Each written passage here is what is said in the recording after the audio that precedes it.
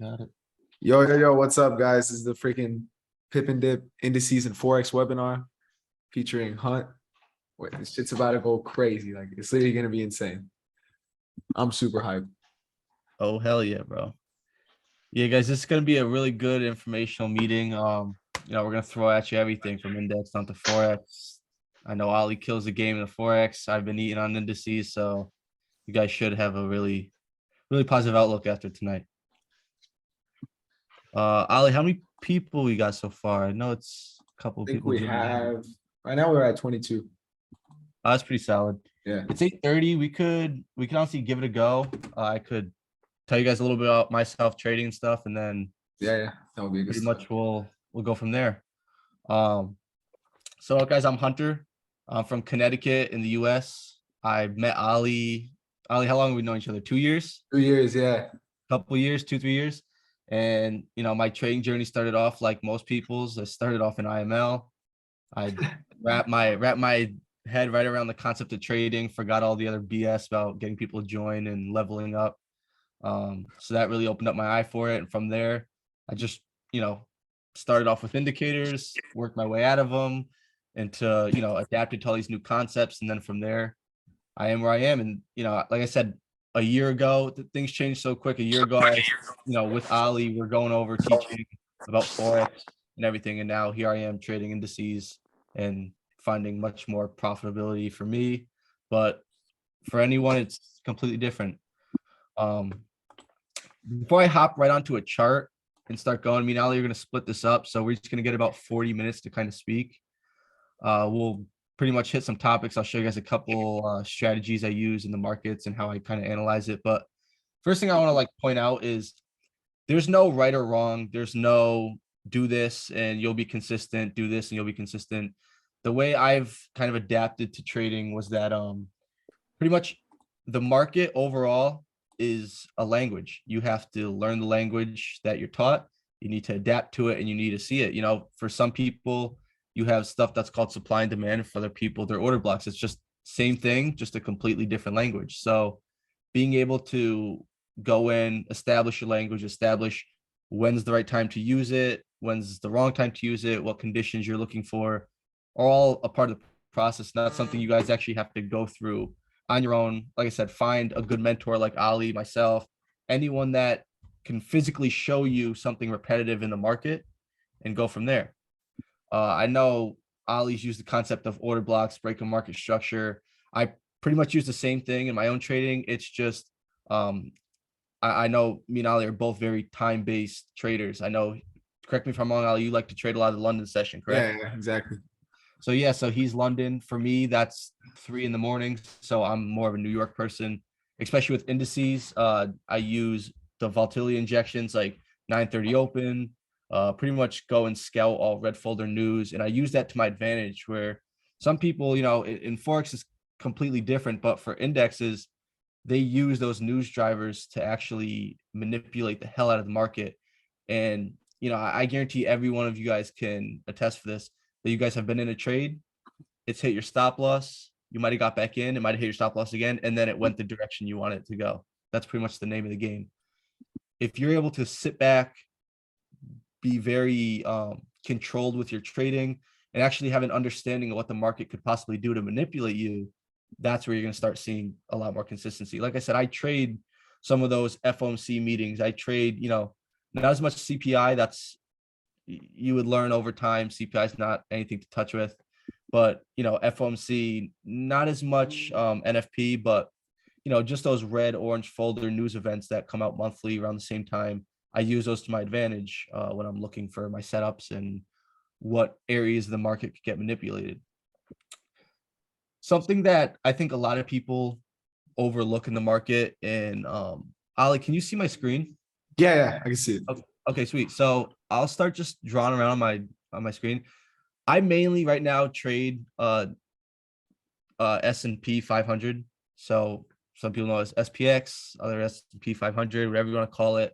It's all futures related to the NASDAQ, the Dow Jones, all that stuff. So I'm about to point out a couple things that you guys could use to your own knowledge and go back and back test it for yourself. I'm not saying this will work for you. I'm saying this is what's worked for me. But I'm just going to show you guys a common thing that most people go into trading with, and that's just support and resistance. And I'm not here to teach you that at all. Whereas some people look at this and you'll see we're getting reactions over here. That's not at all what I look for. If you really can sit back and watch the market, you'll notice something unique about this point and this point. And it's not that it came here and rejected off, and now we're back here and it's going to reject back off. You look at the absolute lows and the highs. So the lowest of the lows, the highest of the highs. And you'll learn that there's swing lows and swing highs, which is a high with a higher, pretty much a high to the left and a high to the right of it. That would create a swing high. Now, the language I was taught and I learned was that there's liquidity built under there. Now, liquidity is not something that is actually under there. Like I said, I've interpreted the markets as an algorithm. It's an AI. For it to get from this point down to this point, it has to create some sort of structure, some sort of pattern or price move to get down there, or else it would just be one candle that goes from here to here. Okay, so going back to the whole language aspect of it is, if you could learn a language, you could form some sort of foundation to trade off of. So I was able to, bypass the whole support resistance idea and look at, okay, look at this low. Sitting right below it is what I would think is liquidity. Now, to an algorithm, there's nothing under there. It's just how it moves. And the reason why I mentioned before that how many times have you guys gotten in a trade and gotten stopped out is because that's how the algorithm is designed. I want to say it's in the high 90% of a losing rate. And that's for the normal human nature of fear, greed, and pretty much just getting your emotions. Psychology is a huge aspect in the trading game. And now for some of you guys, this might be way too far, way too advanced. I'm just, putting out what I think is valuable. Some people might not be at this level yet, and that's completely okay. Your time is going to get there. If you follow Ali or, have connections to him, I'm sure he'll get you up to speed. So just instead of looking at this whole thing as resistance, I would look at this low right here. Now, something I've been doing since it's been going on since June is me and another kid that I trade with. I don't believe he's down here, but we've been calling a couple levels that are going to have been hit, and they were to a T. And one of them was 43.12. Okay. So what I did was,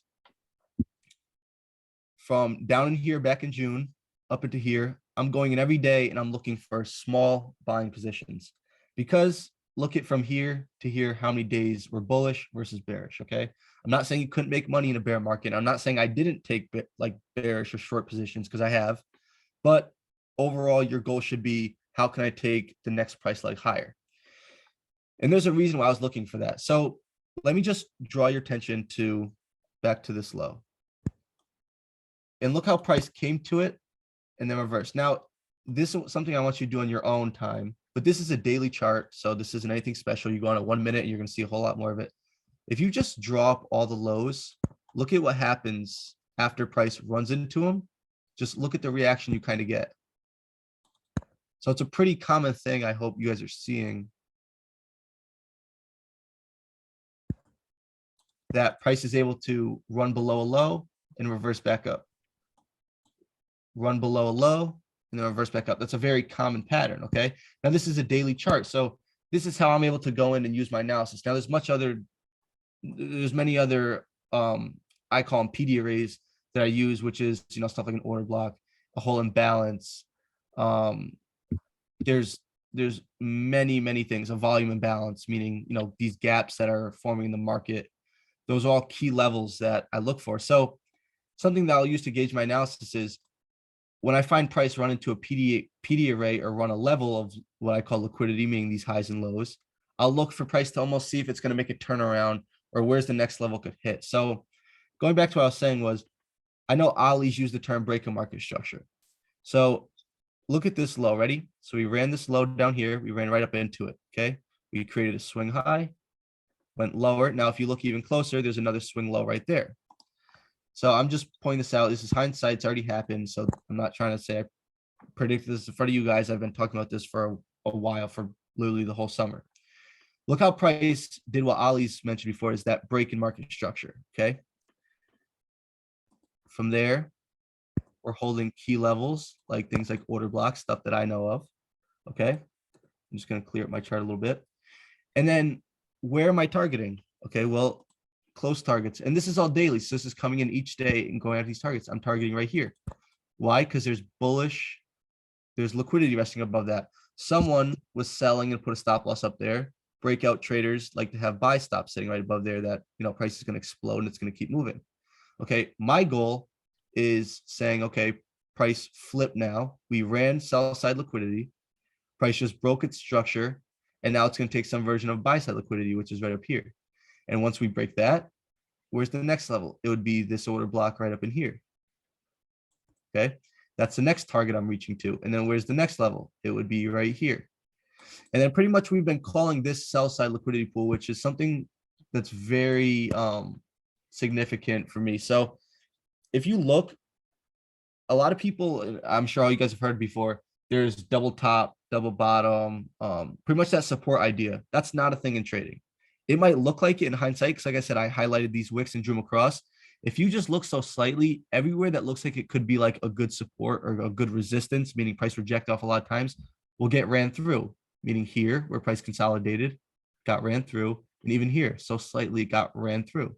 Okay, whereas other people will look at this and say, okay, that's good resistance. I was looking for price to, I'm looking each day coming to this, looking for buying positions to go up into this level. And then once it gets taken, I'm looking for a flip in market structure right down here to take me back down to all these shorts. Okay, so from when price ran that liquidity and then it broke its structure, I'm looking for this level to get hit.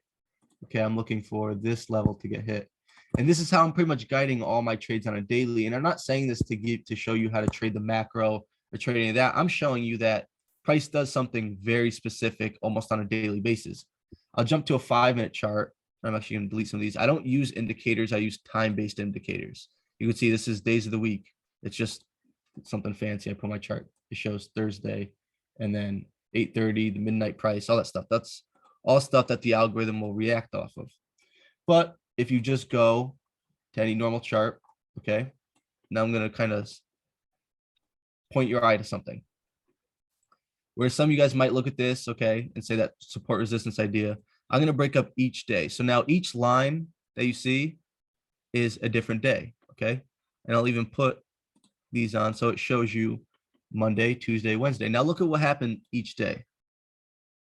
Okay, just look at the intraday, look at that high, look what happens. It gets run above, hits probably your guy's stop loss, and then flips. Okay, and then look at this high. What did Tuesday do? It ran above Monday's high, took out all the sellers, probably forced people in buying, any breakout traders, and then it flipped. Okay, and on like the reverse side too, like look what it did. You have a low.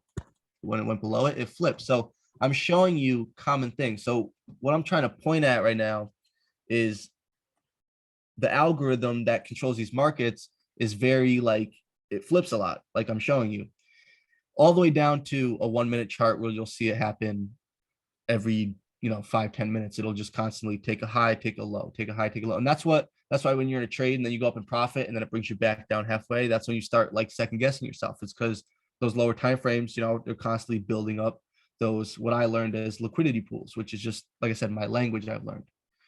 So like I said, if you keep that initial kind of mindset that you have liquidity above old highs and lows, and you look for price to get ran, you could do two things.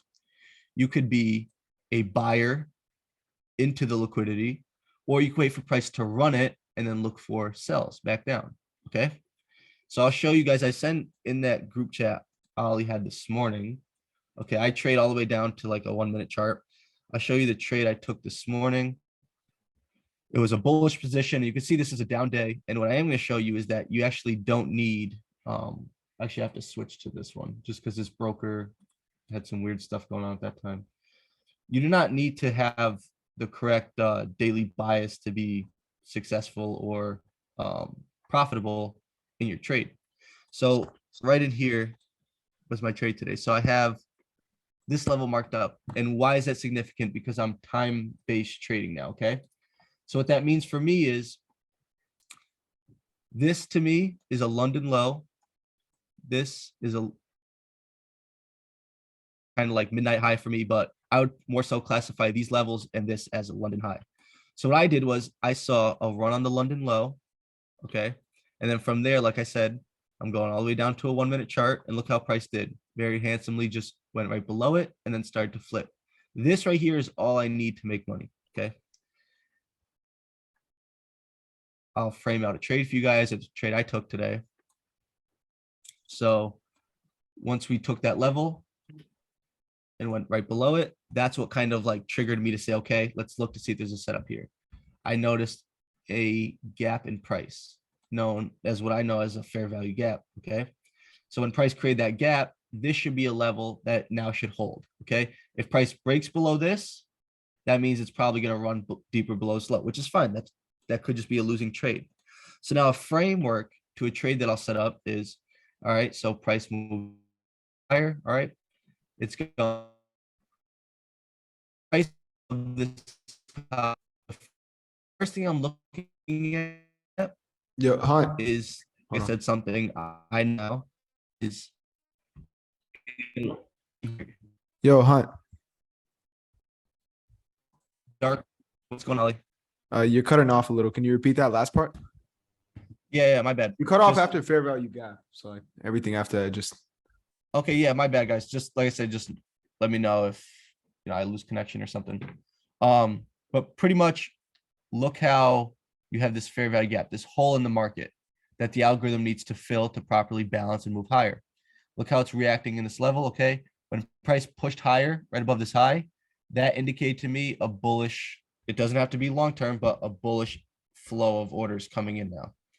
So I highlight this down close candle, which is an order block, okay? And now I'm going to refine this to something much smaller. But I'm basically going to enter now off of the touches on that candle using that candle as my stop loss, okay? Because it should not break this candle. And I'm going to target right up in here. Because this candle right for me is called that's a bearish order block, okay? Yep. And like, guys, that's what, you'll see me saying a lot of my videos, like I target a rejection order block. And essentially just like, if I'm in a bullish position, that's the bearish one we're looking for. Exactly. The way you got to think of it, exactly like Ali just explained, is if price is going to go down, it's going to react off of a bearish order block, most likely. So it doesn't matter what direction of the market you could be playing. It's just like you're targeting something high probability. And look how I was able to refine this entry. So for some people, they want to catch those whole swings and stuff like that. I was able to come in here today, risk 1% to make 3.7 off a high probability area. And realistically, my trade probably took about, I want to say like 20 minutes to actually unfold before it started moving. And I was out pretty soon. You could see how my target got hit. Everything was pretty high in precision, and then goes from there. Like I said, there's tons of these little setups that come about every single day. You look for, if just by being able to look at certain levels, you could see a lot of things. Like look at all these liquidity pools. Just put your eye to any higher low in the market and watch what happens when it goes above or below it. And I don't mean like a high like this one or a low like this one or this one. Look for the significant ones, the one where price made a legit move from. Here, look what happened. Price went up and then it flipped down, okay? You could pretty much do this and scale a trade on so many different pairs. And look at this. This is going to be kind of cool. So look how when price broke below that level, came up, okay, back lower, which is fine, and then break that market structure, okay? Here's your fair value gap that should be held. And now watch as I frame this trade. Because me and Ali were both just saying you want to target your closest bearish PD array just in case price is going to go lower, okay? And where's that bearish PD array? It's right here. That bullish or that bearish order block, that green candle right here Yep. is where price would flip if it's going to go lower, and look exactly what happened. So here's a good example of how if you're smart about your entries and your exits, it doesn't matter which way the market's heading, what direction. This would have been a 4-minute trade. And that's, to me, I look at this stuff as strictly algorithmic. You're able to spot this one price movement, which is 4 candles long, 4 minutes long, and make money off of it. This isn't like some fluke that it just happened to go up there. This is you being extremely precise, targeting legit areas, and then getting out. Not, getting in this trade and being like, oh yeah, $100 is enough for me, I want to hold more, because that's not going to make you successful. Success is going to make you confident. It's going to make you develop a plan, stick to it, look for something specific, and go from there. Like I said, me and Ali, I kind of brought him into some of like the language yeah. I've learned. He clearly has developed his own model for it. And that's what I would hope to inspire all you guys to do. I'm not saying take exactly what I do and go use it in your own. I'm saying let this inspire you that you need to go in the market, study something, watch it unfold every day, and be smart about it. Because what I was showing Ali and what I did for Ali almost a year ago, I found something else that I like to do better and has more consistency for me with my life and schedule. Ali's in, the other side of the US, where the London session is probably easier for him to, Yeah. stay up at and trade. And the simple fact is I can't stay up. I do have a job. I do have priorities. So I can't stay up for the London session. Therefore, that's why I had to switch to indices. And now I trade, the 9:30 open, 8:30 is really when the price opens up for it, which is, these are all just like little things I've learned, like 8:30 is when we're gonna start looking for a trade. 9:30 is, when all equities and stuff open up. So that's gonna be your initial price run, initial price drop and stuff. And like I said, you could go on any time frame and see this see this kind of happen. Like, look at this was yesterday, Wednesday. Look at this is a minute 5 now. Just take the London high, draw it across. Look what happened when you went above it. Price made a flip down. This move right here that lasted for, let's see, 5, 10, 15, 20, 30 minutes. You could find a move that probably happened in 3 minutes that you could have made, 4% off of. You don't need the whole move. You don't need to sit in it for days. You don't need to sit in it for, minutes.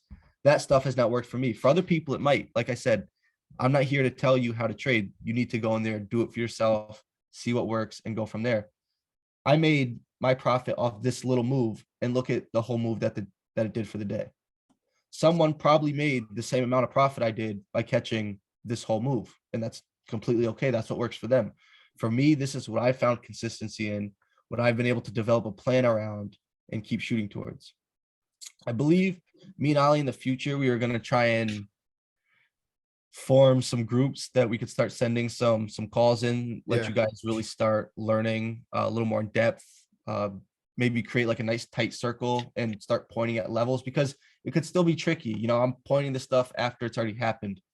For you to be able to do it and, without the hindsight of, it already happening, that's a whole different ball game. And that's something, I do on almost a daily basis. There's also one other thing I'll do, which I'm not going to get too deep into because I'll end up spending hours doing it. Someone is asking you, like, what are those indicators called? Oh, okay, yeah. So these are all times, and you can see this as ICT. That's inner circle trading. That's who I kind of learned a lot of my my language from. I won't lie, he's very confusing if you're not going to spend the time and put it in. He's very confusing. He's the type to say, look at 3,696, and then, price will work to it. And then he'll start saying how, great and how good he did. When in reality, you're looking at that level to maybe sell from or do the opposite. He's not very clear. It's just, like I said, it's hard to follow someone and like, this is a little hypocritical, but it's hard to follow someone, take signals with them, but you don't understand how they trade or what they're kind of doing. For anyone new that doesn't really know that language and you go look at his stuff, you're going to think it's BS and you're just going to, overlook it, which is completely fine. Some people probably make a ton of money using, RSI and stuff like that's like, kudos to you if you could do that. So for indicators, if you look up, I see, and this only works for futures, S&P, NASDAQ, US 30. That's the only thing I use those for. If you look up, I want to say this is, hold on.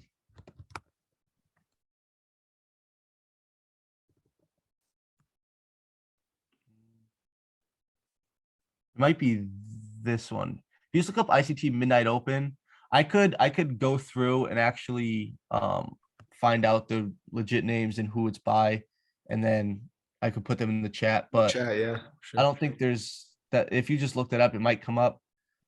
Pretty much it just shows, like I said, each day. This indicator is pretty stupid. It's just days of the week. I use it just for back testing purpose because you're able to. I do a lot, like I said, I do a lot with news, so it's easier for me to say, okay, Wednesdays are the main FOMC event days. So let me go look at, the Wednesdays for the month of July, and it's easier. Like I said, I don't use any other sort of indicator. It's strictly time-based. I'll point at two other things, and then I'm gonna let Ali take over.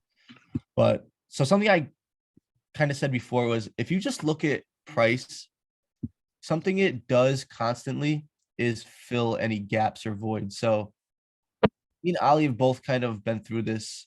There's a difference between a gap and a void. And what I mean is, a void is kind of like a whole movement of price, okay, where it just kind of took off. A gap is a little more specific, and it's referring to just pretty much a hole where price never hit. Now, sometimes if you put those in correlation in the right context, in the right place, and still use that smart exiting strategy, you can actually blend the two concepts, because these two are an order block. And this is what I use the most. Those two are an order block, and this is a gap. And look what happens when you draw it across. So this morning, I'm able to use a confluence of a gap from yesterday with an order block. So that's giving me a high probability that we're going to see reaction off this level. And then I blended it with the idea that we just ran that low, we should see price flip. So those two ideas right there, and look what happened. It's not like it flew for 100 pips. Those two right there gave me high probability to get in the market today, take that buy and target, right where I showed you guys I did. And like I said, that is repetitive. I could find it multiple times a day, every single day. I do not do that every day. I like to get in there, take one high probability and leave. If there's a news event at 10 a.m., let the news event hit the market, let it manipulate. And a lot of times what you'll see is, news will happen. Like I believe today there may have been a little bit of news. I think a member spoke or something, but let the news hit, let it, take blood, because if you get in right before a news event, you are taking a 50-50 shot at death or riches, because there's nothing guaranteed that it's going to go your way. But what you could do is see how the news draws to a certain level and how it could react off of that level. So meaning a lot of times when you have early news, it'll right off rip, it'll fly up, go right above like a previous day high, and then absolute tank for the rest of the day. I'm sure you guys have seen similar situations to that. One other thing I'm going to point at that I like to use on a daily basis is not necessarily daily, but pretty often. It's called divergence. And basically, after studying the NASDAQ, S&P, US 30, you'll find they should all move in correlation, meaning I could tell you right now without even looking, NASDAQ had a down day today, which it 100% did. So they should all basically be making highs and lows about the same time. Now, I'm going to point this out, and this was something I looked at yesterday. Obviously, this wasn't in my time of trading. This happened at 6 in the morning when the first news came out. And this is a common thing you'll see right around news is, look how you have this low, and it gets ran through, okay? And now look at S&P. This is that same time, same price. Look at that low and how it didn't get ran through, okay? So this right here is what I like to call Smt Divergence, okay? Basically, what it's showing is NASDAQ manipulated below the low to take any early buyers out of the market. Probably force some sellers in that, like I said, do the that have like the stop limit orders, and it forced a lot of people in the wrong direction, all that stuff. This is a crack in the algorithm that basically shows that the S&P didn't have enough strength to take it slow. So when I see something like this, a lot of times coming into news events, I'll have, like the closest low marked up. And I tend to see it happen more so in the mornings, but I'll take the closest low and I'll draw it up on both of them. And for this instance, S&P did not break lower. NASDAQ did. So what I could do is I could go in the market and I could be a buyer and put stop loss right below that low, knowing that that was just a simple stop hunt. And now it's going to explode and follow S&P up. I don't really trade NASDAQ anymore. I used to like it a lot more, but just over time, I like how I always said I liked Forex because it was slow, a little bit calmer. And S&P is kind of like that nice balance of like has a lot of moves. It moves pretty decently quickly. And it also isn't insanely quick like NAS and US 30, where you kind of have to catch a little bit bigger of a move because of how big your stop loss would be, stuff like that. Just my own preference. People do the same thing on NAS and they make a killing off it. So like I said, that smart money technique, SMT, it's comes out a lot more often than you think. Sometimes like it happens on daily lows. It doesn't take the low. One does, the other doesn't. That's just showing a crack in the correlation. And that the one that took the low, that should be a safe place to put a stop loss under and you could ride it higher. That's all I'm going to share for right now. Maybe if one day you guys, hop in like mine and Ali's circuit, there's tons of little tricks that the algorithm puts out. You just have to know how to spot it, when to spot it. And the most important part is you have to be disciplined. I know I've talked for Ali, how long have we been doing this for, man? Probably 30 minutes. Probably, yeah, about 30 minutes. If you guys have any questions, you guys could shoot them up in the comments. There's a couple in there. Yeah, actually, I already see. You look at only one time for multiple. Okay, so that's actually a great question. That's all these are great questions. Andrew, fire question. Neil, good question. What's your trading plan to see enter confirmations? That one I can't really answer just because there's different things. Like I said, you got to know how the algorithm puts out. Like I just showed you how you could use Smt Divergence to scale and trade. And I also showed you, so you trade counter trends only, not with the high time frame. Well, this is the thing, Adrian. You don't necessarily need to, like I said, let me back up and let me hit Neil's question first, because this will all, I could tie them all in. So something that I kind of showed you guys from the beginning of this was on a daily chart, and it was that you take a low and then price likes to flip. So that concept was seen on a daily, and I showed you on a 1 minute. Price is fractal. If you guys don't know what a fractal is, you guys can look one up on YouTube. It's basically, I remember me and Ali went through and we watched this. Basically, it's a picture, and the more it zooms in, it's the same picture. It just keeps going into the same picture. It's pretty trippy, but it's the same thing. Like you have signatures that get put out on a daily and a weekly time frame, and it happens the exact same on other time frames. And something you could actually do to practice and look for that is, like I said, just mark up a higher low, and then you could pretty much do it on any time frame, and that just gives you some sort of structure. And so like I said, the time frames I like to look at is coming in on the weekend all the time. I look for my PD arrays to hit. And like I said, this is my language. So some of you guys might not know what those are. You might not know all of them. I know Ali knows some of them, but I just basically mark up where could be a potential high of the week. This week coming alone, I was watching this little gap right in here, trying to look for a high of the week to form in there. And look what happened. That's going to be the high of the week tomorrow. You guys could check me if I'm wrong. We'll probably take out this low. If it doesn't, it's going to save it for Monday. You guys could watch that and see if I'm right or wrong tomorrow. That's kind of how I use the daily. I don't trade like, yes, I try and stay with bears because personally, like I said over here, once we took this low, there's a lot more up days than down days. I'll go in with a bias to look for shorts, okay? And then I take that with me in every single day. So then when I'm coming in, I'm saying, okay, let me look for, let me see if there's a run on buy side liquidity, and I'll try and go short. But like I said, I showed you how small of a trade you actually need to be profitable and have it be high probability. I showed you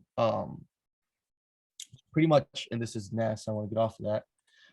I showed you how I used this gap, this order block as my framework, and then actually found my entry. And this is again, not what I wanted. And how I used my entry to pretty much get in this trade.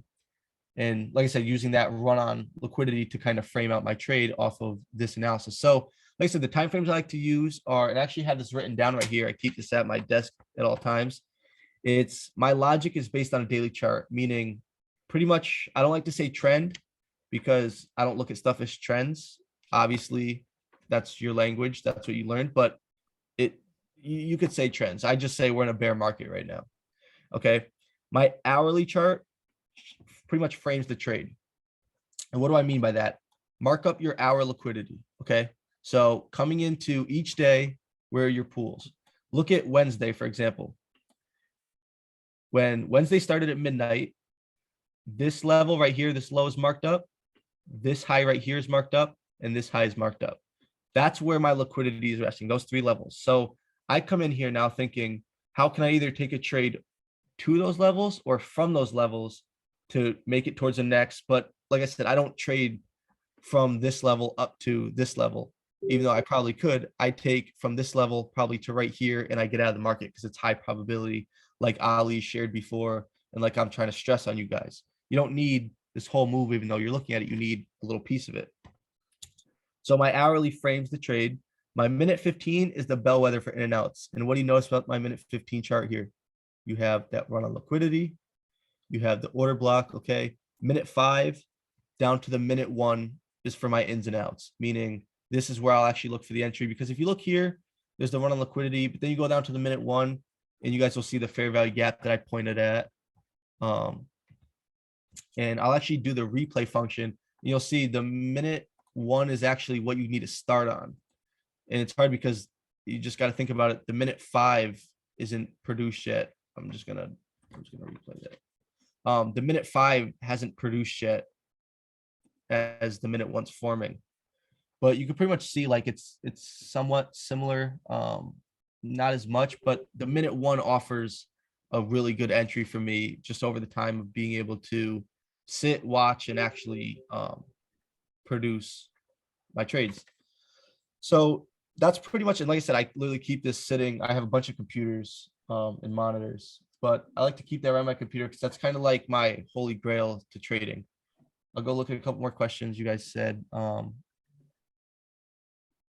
Wolf, you nailed it. Everyone's a sheep. Don't be a pawn. Oh, ins and out, I could fuck some up. Oh, in and out, I could fuck up some animal fries. That's Anthony. Get out of here, Anthony. I should have read it. So how do you use the 8:30 open and New York open to look for execute trades? Okay, so good question. Pretty much I try and wait for this morning didn't really happen. It's because we had some news coming shortly after.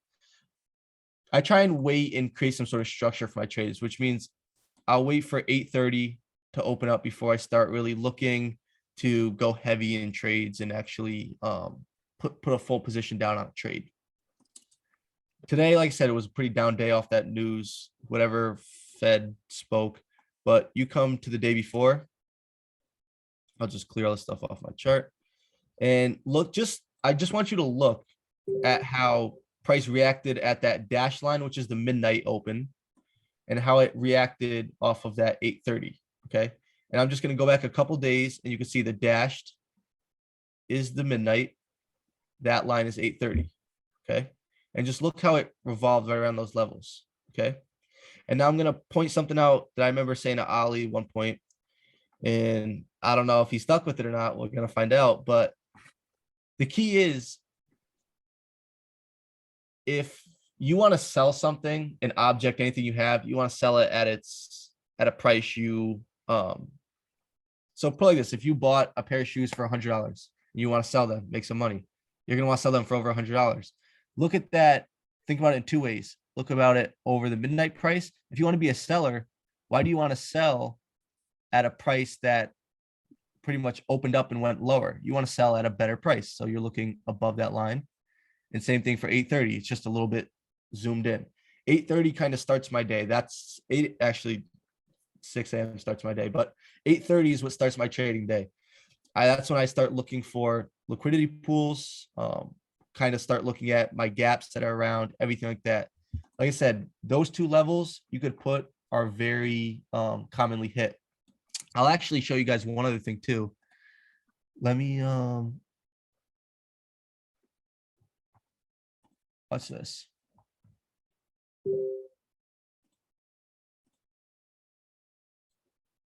So these are also something else I use. Like I said, I don't use indicators. It's pretty much all of it's time based, but look at that. This is a weekly open price. So look at how many chances you got to sell above the weekly opening price. Wouldn't you want to be selling above the price that was offered at the beginning of the week versus underneath it? Like I said, you could make tons of money, being a seller right here. I probably have done it, but in terms of, put this as your equilibrium price. When you're in the market and you're getting tossed around, you're losing trade, put the weekly open price, the daily open price, the monthly open price up, and just see where you are on a scale of things. So look at this. That purple line is the monthly price, and just look at how price revolved around these levels some of the times. Opens up, comes down, it looks like consolidated right here, pushed higher. Okay, this week pretty much sat right about that line, dropped down and came right back up to it. Okay, went above it and then pushed higher. So use that as your framework, because think about it now. And I've taught Ollie's concept too. It's almost like a power of 3, and I'll try and wrap it up for you, Ollie, in a couple minutes. You're good, bro. Think of this as your daily candle. Ready? Or any candle. It doesn't need to be a daily. It could be 5 minute, 1 minute, whatever. There's a couple components that are going to happen in every candle. An opening price, say this is a bullish candle, an opening price, a low, a high, and a close. So try and imagine that now with these lines. For the month, you have the opening price, you have the low, you have the high, and then you have the close, which was back down here. Okay, look at each day now coming into it. You have the opening price, you have the low, you have the high, and then you have the close. This is based on Eastern time, right? Yeah, this is all, my bad. This is all UTC 4, -4. New York time. My bad, guys. But concepts stay the same. Midnight, like I said, I would, if you're going to follow like my sort of concept, it would be UTC 4, use the New York midnight time. I don't know where you guys are from, but you'd have to adjust it to midnight New York time, whatever that is for your time. That's kind of what I use, just for the fact that I only use that because New York Stock Exchange is based off of New York and what time they open up. So I wouldn't, go into it, say use your midnight and use your 8:30, because by then New York Stock Exchange already got their day moving. They're already, 9:30 equities open up. That's what time it is. But yeah, like I said, look at these are just levels to watch. And if you see the algorithm puts out to them, pretty cool. A lot of times look at this day. Opened, sat on it, pushed off of it, came right back to it. There was some rejection, went below it, came back up, almost touched it. So you can almost use that as like a baseline for what you're kind of looking at and how you're looking at it, I guess.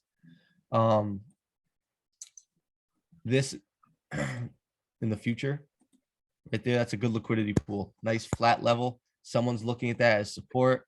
One day that's going to get ran right through. That's a target one day. Not today. Don't disregard that. Just getting carried away. Yeah, so like I said, those are all pretty solid levels to look at. Daily opens, weekly opens. You got to think of a candle as in a concept I was taught as power of 3. You want to see it open, manipulate, and pretty much distribute. So like I said, every candle pretty much follows that. It's going to open somewhere, it's going to manipulate a bunch of times, and then it's going to close somewhere. Okay. Using that sort of knowledge could pretty much just broaden your eye, make it very, very sharp. And also another thing is too, always start with your high time frame bias. Like, coming into last week or coming into this week, my main target was taking out this low right in here, which was delivered. You could frame one trade a week and make thousands a week just off of that one idea of having a PD array. And next week, I'll show you guys this too while I'm at it. Watch right in this level, okay? Because if someone in the comments could say why I'm pointing at, let's see, it's 37.53, I'd be pretty impressed. But I'm looking for price to run up into this gap. If someone's able to say it, kudos to you. It means you picked up on something. If not, then so good. Fair value gap, fair value gap. I like that. I like that you guys are engaging. Something else I'm really noticing is this week's high. So where's the liquidity coming into next week? Sitting right above this high. See how this is fractal and how I did it on 1 minute and now I could do it. I don't refine my fair value gaps to lower time frames. I know someone who does. He makes a killing off of it. He looks for fair value gaps inside of fair value gaps.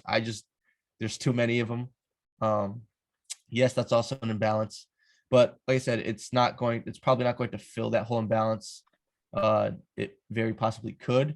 And if it did, I'm going to look to this bullish candle right here to hold on to price and basically act as a support. Okay. Or a resistance, my bad. I'll use some retail.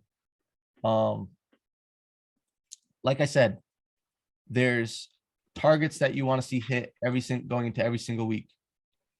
Look back in here when you had this imbalance, pretty similar to what you might see next week. You have a high. Look at this week, it ran it. This following week, it ran it. It all stayed right inside this little imbalance right here, right off this fair value gap. There's a fair value gap right in there. Okay. So after we took this low, you could expect price to probably retrace up, clear out this week's high next week. If it really has a lot of energy, there's a lot of news. It could, because next week is NFP. It could drive price right up into this high before we see a price leg lower. Like I said, being able to just target highs and lows and watch them could structure, so many trades a day. And I mean, like I said, if you guys got any questions, I'd ask them soon. I'm about to give it to Ali in a second. Let me see if there's any other ones. I see a couple of you guys probably pick up on some ICT lingo because I see premium discount. That's all good stuff. Yeah, I could send a picture. Like I said, it's really simple. It's just 4 lines. It says logic based on a daily chart, hourly frames the trade, minute 15 is the bellwether for in and out, minute 5 to minute 1 microfines my entry. I could send a picture of it though. What's my trading plan? Like I said, it's kind of specific to me. I think everyone and even Ali did a great job of it. Go in there and make your own. Yeah. Use something that you see works. Use something that happens daily, weekly, however you like to trade. First off, you need to find out who you are as a trader. Do you want to swing trade, scalp, catch an intraday move? And from there, build something. I showed you guys, just very broad of how I could use order blocks and fair value gaps. I showed you guys how you could use highs and lows. Both those could be ways you could form one setup to catch a trade. Don't be jumping all around the place and say, oh, I want to catch this and then I want to catch that. Try and stick with one thing. It'll help block out all the other ideas, because something that the algorithm does very goodly, and I know Ali could definitely agree on it, is if I tell you to go look for something, you will see it. You'll see it almost instantly. Yeah. It's very good at changing your eye to look at something completely different. Like I said, I try and look for 3 specific things. Look for that SMT, which is just kind of like that's like a raw indicator that one of them had a run on stop, the other just started taking off. That's not really like a whole model in itself. It's just kind of like something that will catch my eye and I use to my advantage. And then the other thing is I use the fair value gaps and order blocks. I like them in confluence when you see a run on liquidity. Like I showed you this morning, you had a low get ran into a fair value gap or order block. Those to me tend to be high probability. But like I said, anything could be high probability if you target the right thing. Ali killed it when he said that you got to be smart about your exits. Multiple time frames. I look at multiple time frames. I do. Like I said, use 8:30 New York Open. I would not suggest getting in right before 9:30. That's the dumbest thing you could do. Frame something out. Don't just get in when you know that volume is about to pick up, because it's gonna pick you out the wrong way. You totally sound like you used ICT lingo. It's because I did. I've been studying him for a couple of years. What's your trading plan? Okay, we already talked about that. I'll try and get you guys the actual names of the indicators. What's my reason to enter trade? Confirmations and probability, man. Got to be smart. And also, one more thing before I give this over to Ali, don't look at the dollar sign and let that be your judgment if your trade's done or not. I showed you guys how small of a move I needed to make. I don't need to tell you how much I made, but if you guys know what 1% of a $200,000 account is, then you could probably figure it out. And just know that that was a 1 to 4 this morning. I'm not saying I made 10 grand, but it's just know that there's money to be made from extremely small moves if you're smart about it, smart about your entry, smart about your exit. That being said, if you guys have any questions while Ali's going, for me, just try and say Hunter. So what do you use? Midnight for New York signify? So midnight, sorry, and then Ali, this is all you. Midnight for me, that basically signals a reset in the algorithm. So it's weird because the way that the market, a new day opens at, I think it's like 6 p.m. Eastern time, whatever that is for you guys. So you could use that because technically that's the new daily candle, but I've always liked to use the midnight price. I found that it just works a lot better because realistically, you couldn't have seen this as like a run on liquidity for the previous day if you didn't use midnight, because this is your new day. So it's kind of weird. Like here's 16, here's 18. So this is the new day. And by the time midnight happened, it already went down there. So it's like I said, I just always have used midnight, and this is a previous day's low. That's a previous day's low. That's a previous day's high. That's a previous day's high. I let New York pretty much, or midnight New York time, reset my day and start the next.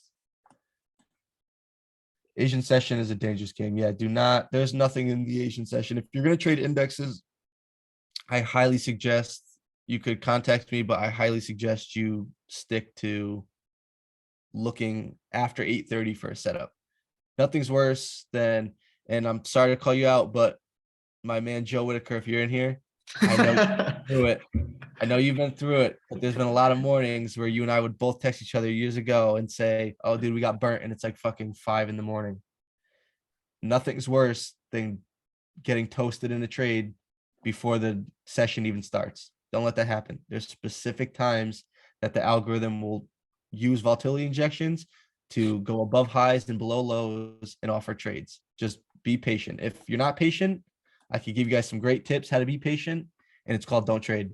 Just watch the market. Guys, watch every day. Guys, Hunt used to like literally make me sit out of the market for 2 weeks because I was so I couldn't Really? stay out, and he'd be like, "Bro, take this whole week off. Like, prove to yourself and to these markets that you're not forced to enter a trade." And I'd sit out, and then I don't know, like if I took one trade, it was like I'd have to sit out double the time, and Yeah. it helped me out a lot. Now you guys see me on the lives, like if I don't believe in a setup, I do not even touch it. Yeah, I'm not gonna lie, it's constructive criticism. It's not like I like telling Ali, and I'm no one to be like, Ali, stop, stop trading, but he wanted help, he wanted consistency, he wanted profitability, and that's not chasing dollar signs, that's chasing good setups. And like I said, the common psychology in this is you want to see a good dollar sign. And like I said, you don't need a massive move, you don't need a lot of moves, you need a good solid move, and that's just it. Telling Ali to stop trading did nothing other than let him sit back, be calm, and actually watch the market. Because as soon as you guys all get on live accounts or you guys get a funded account, you're so eager to see that account take off, and the only thing it does is go down. I promise you. And Hunt used to always tell me, he'd be like, "It's easy to put up a blue screen, But what's not easy is to put up a blue screen and close your profit. And if your trade runs even further, to not care if there's more money. And nowadays it's like, bro, I picked my exit point. This week I caught a 1-8. That trade ended up running like 1-35. I said I'm gonna close at 1-8, so I closed it. It ran. I woke up. I didn't care because at the end of the day, I cashed out my money. Yeah, because like I just said, the day that you try and shoot for that, oh well, it could run up to here and I could make all this money, is the day it's going to hit your stop loss, and you're going to be so mad at yourself because if you stuck to your plan and exited at high probability, you would be sitting there with 8% in your account, and instead you're sitting there with minus whatever. So, like I said, be smart. Wolf said he's blown so many fundeds. I make two. All right, yeah, it's the truth. Greed will kill you. That's perfect. Don't be greedy. Like I said, chase good setups, not dollar signs. Dollar signs will come over time, because that same move that I caught today on a 100K account could have been $1,000. On a 200 account could have been $2,000, and on a 300K could have been $3,000. So if you guys would be happy seeing $3,000 in your account from one trade, just know that's a 1-to-1 on a 300K account. That didn't require me to catch a whole day move. That didn't require me to over leverage my account to see that. And yes, they take advantage of us being prey, take our own psychology. That's the way the market is manipulated. This is, if this was easy to do, too many people would be trading and they would have to delete it, because it's not. The fact that there's a dollar sign in front of it makes it literally 90% of people will fail, because they see that dollar sign and they start trying to chase it. Don't chase pennies when you can make some dollars out there, guys. Don't do it. Like I said, find your entry, find your exit, and get out for the day. Consider yourself lucky and just wait for next. And if you do catch a profit, then I know like signal groups and stuff, like Ali's calling levels. The thing is, I don't know how he is or not, but even when I ran my signal group and stuff, you're calling trades, and you can't expect that he gets in every single one of them. It might not be with the same risk, but the thing is, there's someone out there that's in Africa that's sleeping right now. There's another person that's in Connecticut right now that's awake right now. And there's another person that's, he's doing his best as a signal provider to try and give everyone a chance where if you miss this trade, you could take the next one, because there are multiple options a day and there are multiple times to get in. He's lucky enough and conditioned himself enough to spot that stuff so he could give more than one opportunity. Like I said, you're from Hong Kong. That's awesome. I like seeing some distance out there. I've always thought that's pretty cool.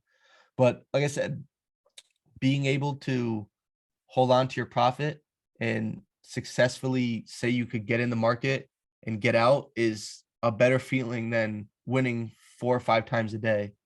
And then, because like I said, the next day you're going to chase those 4 or 5 setups again, and you might lose them all. And then your account's, done. You're getting the violation account from your funded provider. So like I said, Ali, take us over, bud. Let's see it. We got some Nigerians, Sweden, Hong Kong. I love seeing it. I like everyone. It's already 2:29 a.m. out here. Hey, I like to see that. That's actually pretty badass. Like I said, me and Ali, and I know X too, Whitaker. Let's see who else we know in here. Anthony. I have Andrew. I have videos of you guys up at, for my time, it was 3, 4 in the morning of us trying to chase bags, dude, on Zoom. So the fact that you guys are up 3:29, 3:30, 2:30, it just shows you guys want this. And like I said, don't stop for shit. Don't let people tell you that it doesn't work because they gave up on it. And another thing is, don't let this kill your emotions. I believe I told X this. I don't think it was you, Ali, but I believe it was X. If you could take a trade and have a losing trade affect your day, you need to stop trading for a little while. Do not let it affect your day. Yeah. Because the second you start letting it affect your mental life, your social life, that's when you're going to start seeing some serious problems. And then you're not going to get out of that. You need to be able to say, this is trading. This is extra money. This could be my life. Don't stress it on yourself to say, okay, I need to I need to make this money for my rent. Don't put that stress on yourself. This is a way that could escape you from being a sheep in the world, or having to go to that job and make $800 a week. That's not the way to go. This is the way to go. Like I say, just be smart about it. someone said something. What is the indicator for the candle close? You could just look up.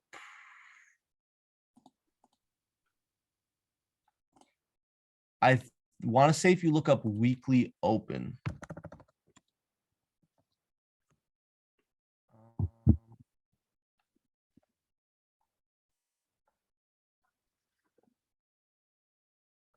It's this one, Bartholomew J. If you look up weekly open, that should be it. And then when you go to it, it looks a little weird in the settings because it's going to show you inputs first. Just go scroll all the way down. I only use weekly and monthly open because I have that midnight as daily open and stuff. But like I said, for any of you guys who want to kind of keep up or follow, I use Twitter. It's at the Hunter Setup. It's pretty much actually it's my Telegram name, same thing. But you know, you guys could go on there. You will see sometimes I point at levels and stuff. Thank you, Ollie, for that. It's at the Hunter Setup. It's the blue eye logo. But I think me and Ollie, we're gonna try and get in and start creating a group and start pointing at some levels together. Just kind of take over the game. But Ollie, take this over. I went a little past my time. No, you're good. You got this, buddy. Let's see you kill it. Let's get it. All right. So before I even hop into all of this stuff, I just want to quickly like talk with you guys about these markets, right? So when I approach the market, like, and I get a lot of people ask me questions like, how do you do this? I'm not seeing this, blah, blah, like, is this wrong? Is this right? And so the first thing I want people to understand is I believe like there's no such thing as a wrong trading style as long as you have the right set of rules to go along with it.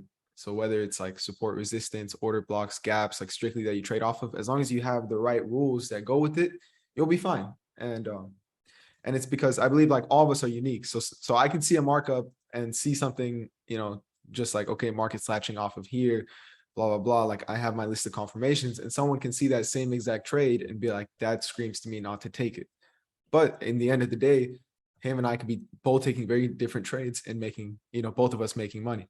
But it's all about having like that set of rules to stick to like throughout it.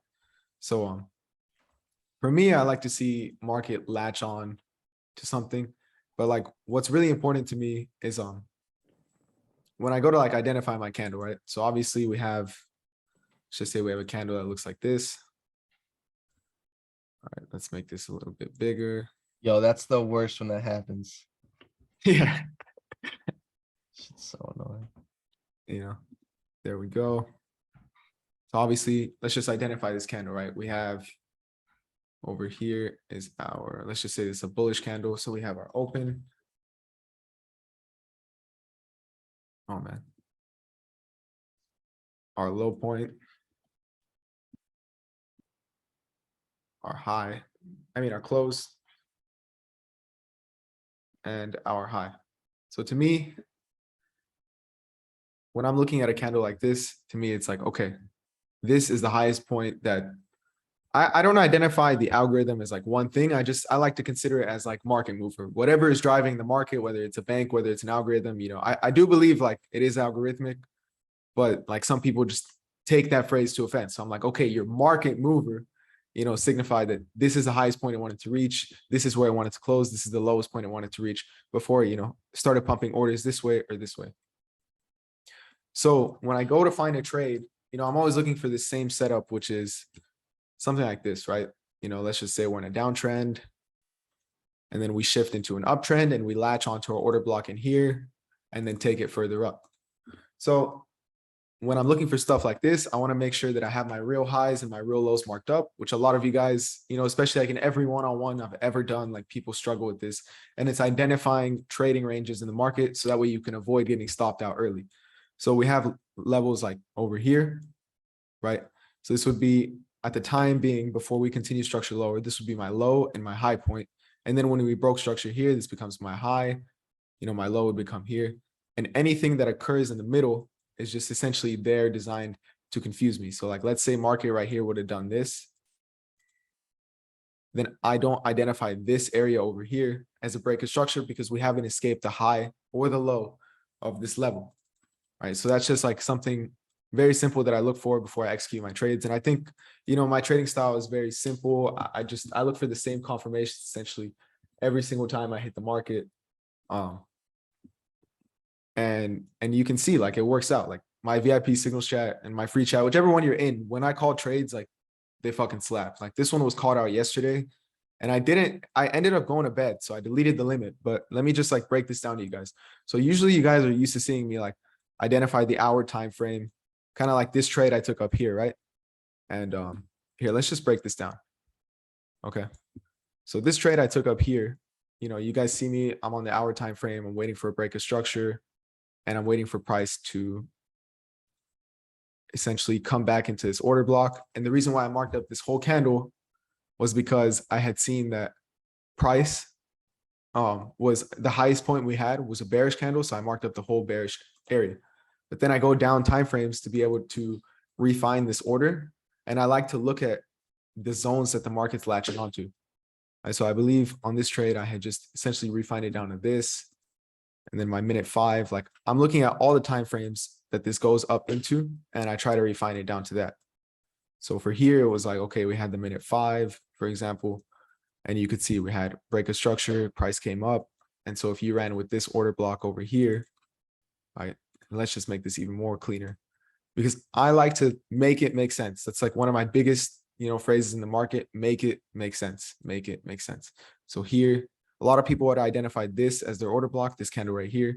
But since we don't have that break of structure yet, I would have seen this. And so keep in mind, this is an hour trade.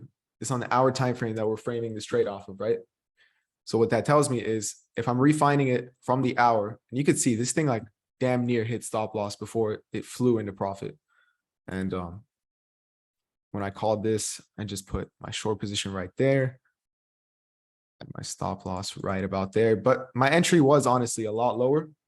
But I'm just showing you guys, like, if you play off of what the market latched onto, then you're able to see like these bigger moves in play. And so since I'm on an hour order block, I could look for an hour time frame take profit, right? So that's all with like that concept of liquidity resting in the market. So over here, it's like I would have seen this level here as my potential rejection order block.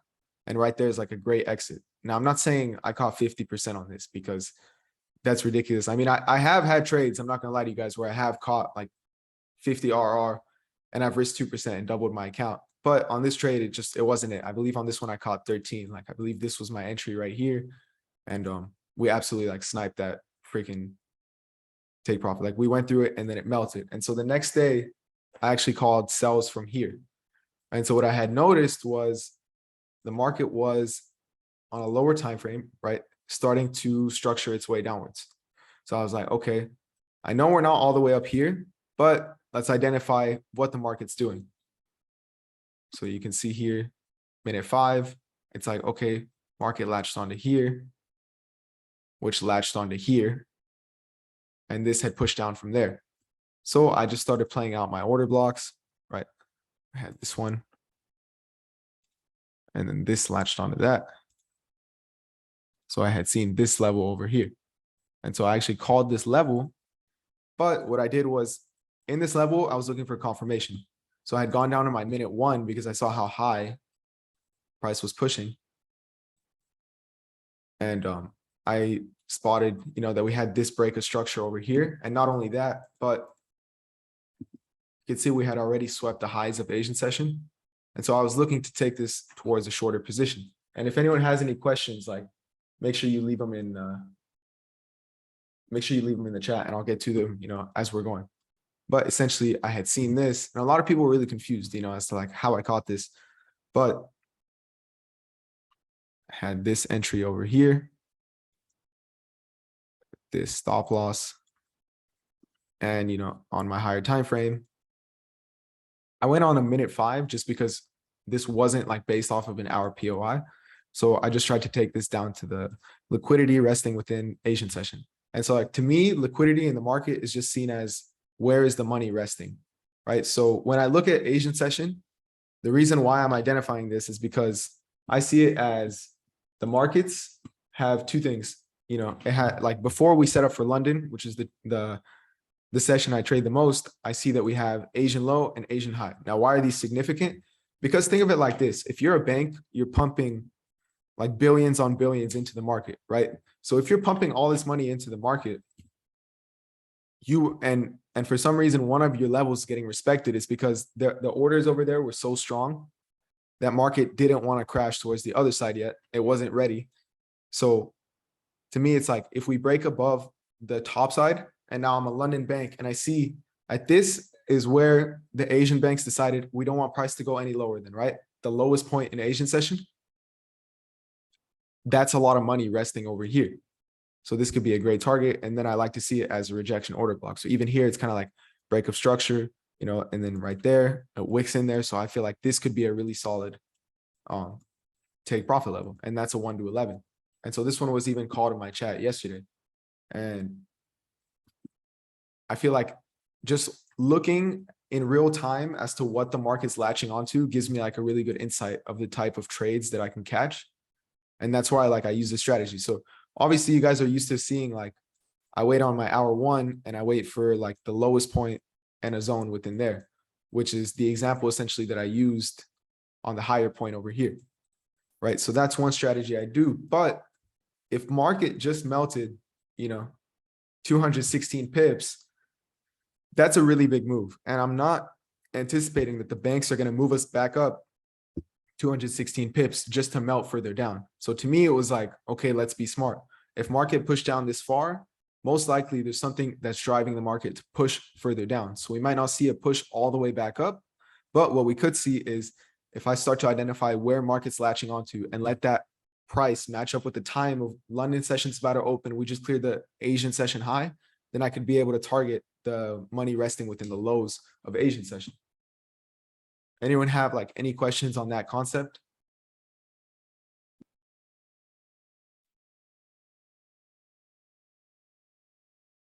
Someone said, how do you use Asian session highs and lows? Do you wait for it to get run to place frame? Yeah, so essentially like I'm looking for the Asian session to be cleared and then for market to move into something it's been latching onto, right? So like here you can see that was an order block. It gets latched onto into here. And then the reason why I didn't take this one initially is because this price hadn't closed in there. So I waited for something to close in there because then that shows me I can use this as my ultimate stop loss. And then so price had closed in there.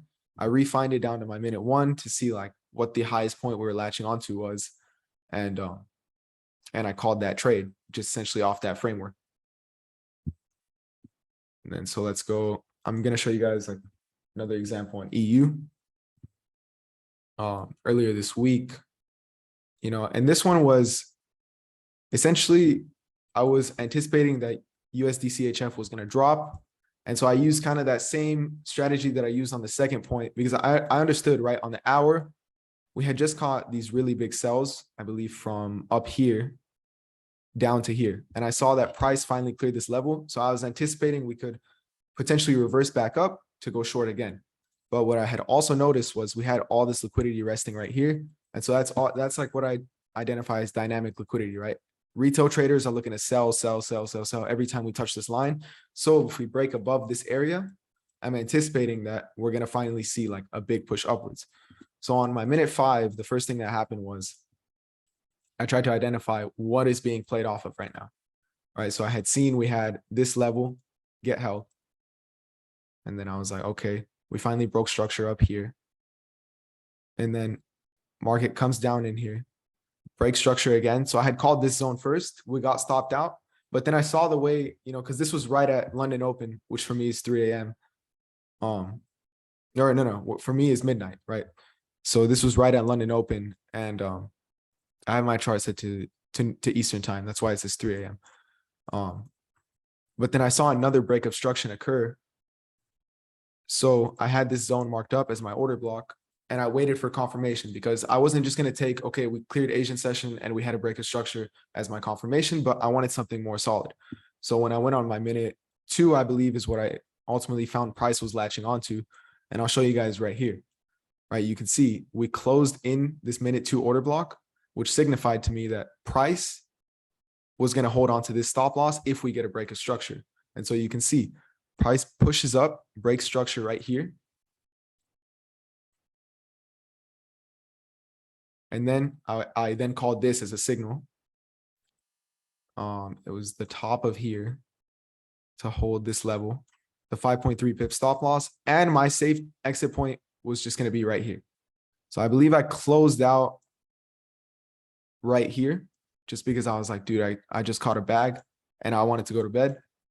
But you can see, like, even once we broke out of this trend line, keep in mind, like, hour level, looking to take it up higher, clearing all that hour liquidity, could then see you target the rejection zone based off of the hour, like, dynamic liquidity.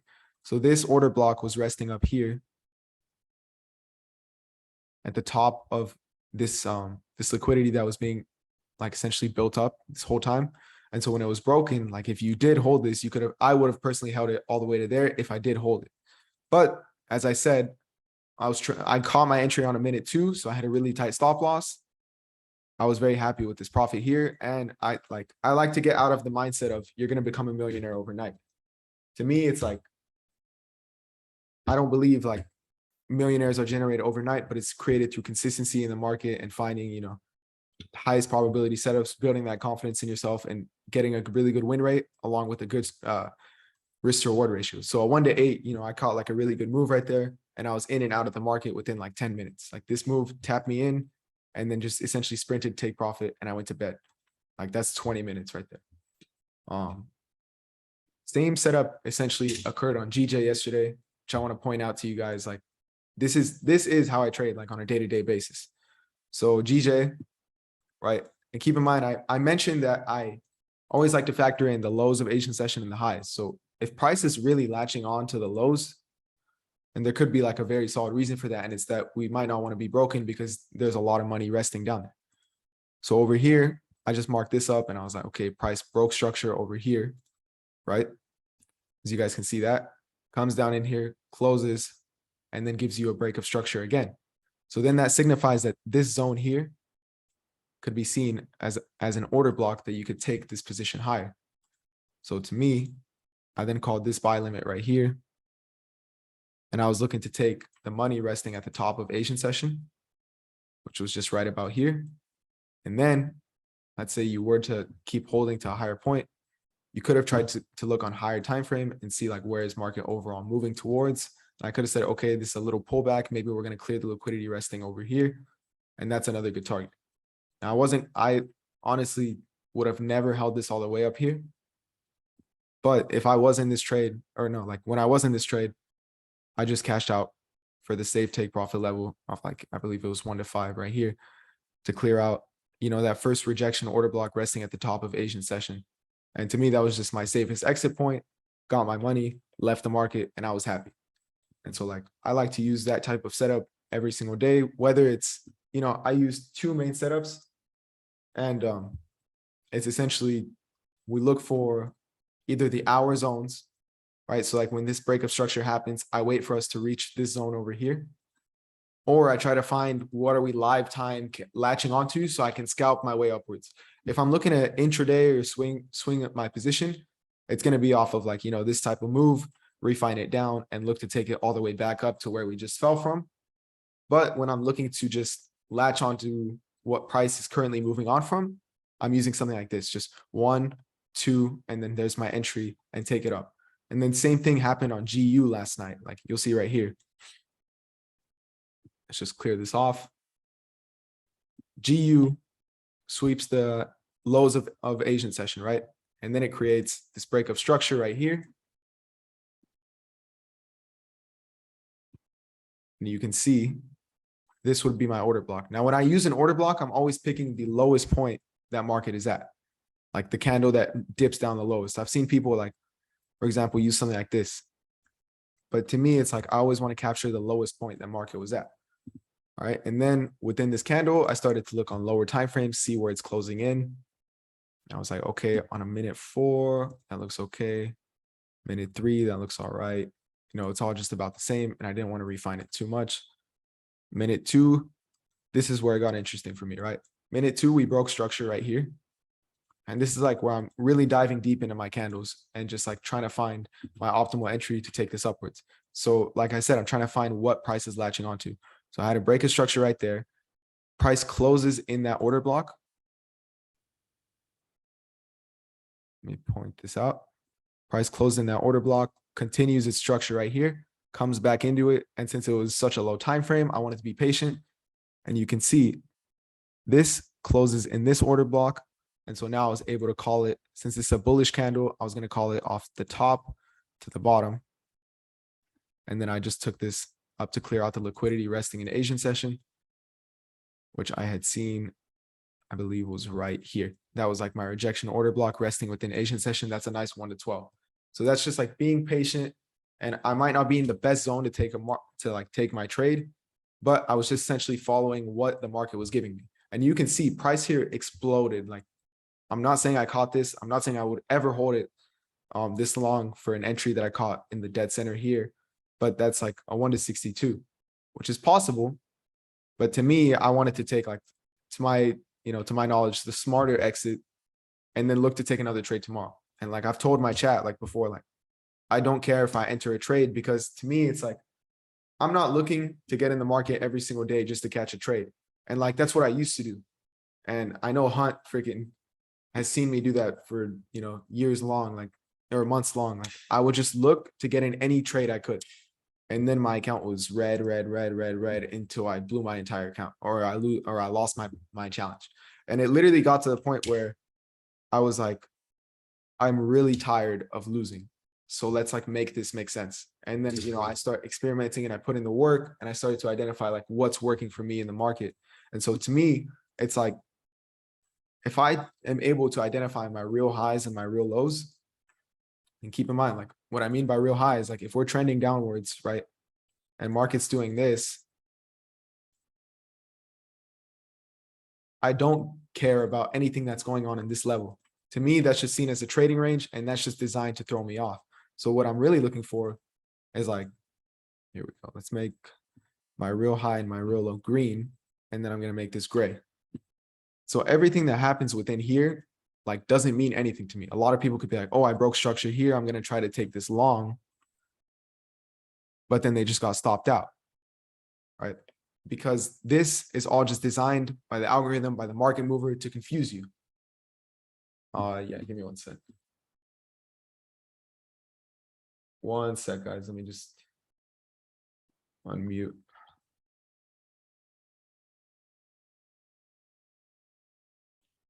All right, thank you, Ali. I didn't know that automatically muted. You're good. Keep going. Oh, you're good. Yeah, so this is what I see as like my real high and my real low. And unless we break under here, then I'll finally, move my low, and my new high would become the lowest point, or the highest point that I had pulled back into within there. And this was like a concept that Hunt like took a while actually to teach me, like, and it comes up huge in my trading game nowadays. It's being able to identify that, mixing that with my break of structure. And then obviously, to me, it's like, if I have price like a candle, like how we had here on the minute 2, close into my order block, that shows me that we shouldn't be pushing any lower. If I just wick inside of my order block, then I would see it as I could still get stopped out right there.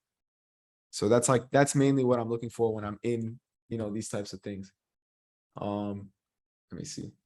Someone said, so if price took Asian high up, you're looking for sells. So it's not always as simple as that, but yeah, like, think of it as I'm about to approach London. There's money resting. There's a lot of money resting here. And in London session, they clear that money. And then there's even more money resting up here. That could be like a pretty smart target to look up to take. So like, this is what I do if it's with the trend or if it's with against the trend, but I have to have price making sense in the fact that it's latching on, like, it's creating that bullish structure. So like here, on the minute 2, it was like, we broke structure, we latched onto this, then we pushed higher, we latched onto this, then we pushed higher. And you can see we latched onto this and then pushed higher. So it's not like I'm blindly taking it, or like there's like no market structure behind it. That's what was being formed in that current time. And that's what I took, to continue like trading my way upwards. Said, oh yeah, this Zoom is being recorded this whole time, so it'll be up on YouTube after this.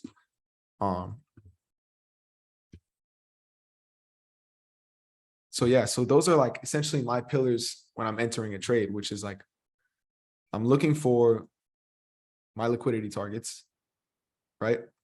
And then I'm also looking for time to match up with my order blocks and price. And I want essentially my price to close in my order block so I could take it further up. So it's like, to me, when I'm seeing something like this, it's kind of just like, okay, I have money resting all across here, or just the entire Asian session itself. I'm like, this is all a session where a bank was deciding like, we're going to create price and push it lower and lower and lower. And the reason why this high is so significant is because like all the money being pushed out from that session decided we don't want to push any higher than this level. So that's like how I give myself like a deeper dive into that candle, but while also keeping things really simple. So like here, right, I use my real highs and my real lows.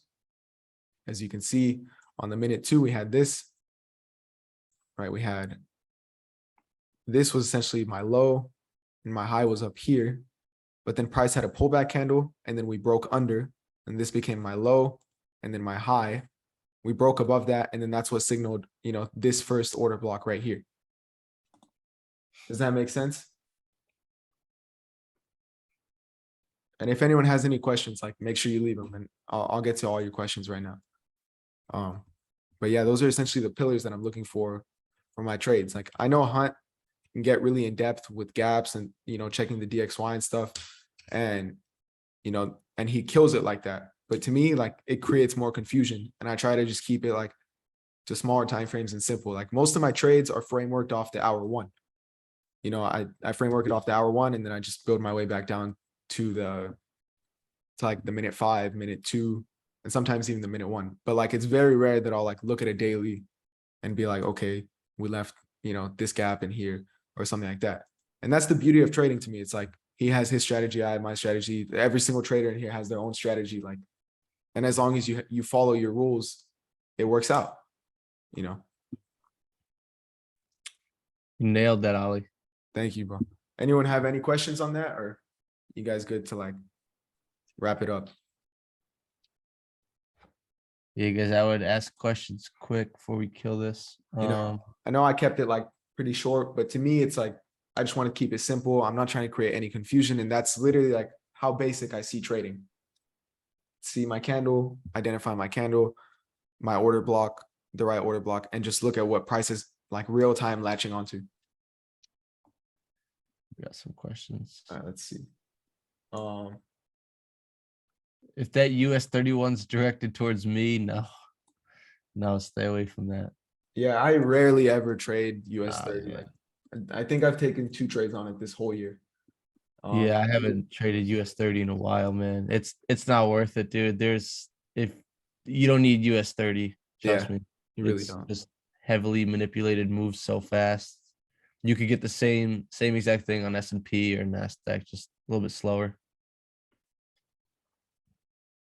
And yeah, someone said, do you need candles to close into order blocks or POIs? So I don't need it to close. Like it can wick into there and push higher.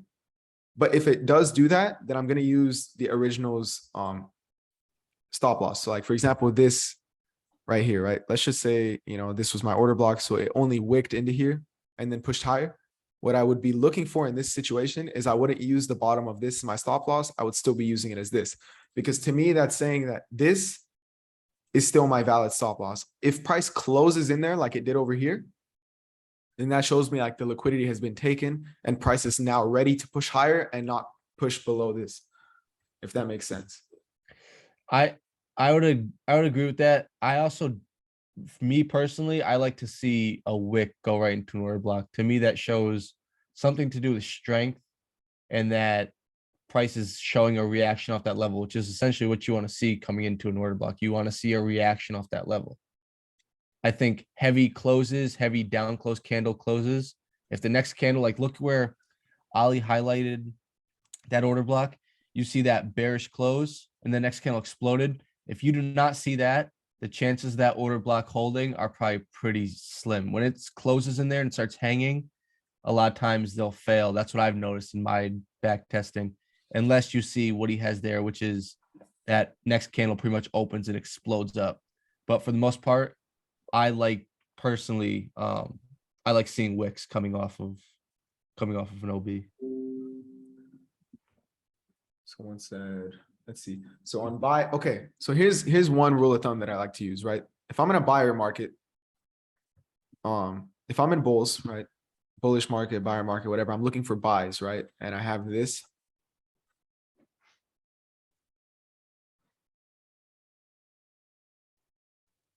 Okay. If I'm looking for a buy and my order block is a bullish candle, I'm going to use wick to wick. If I'm in buys and let's just do this.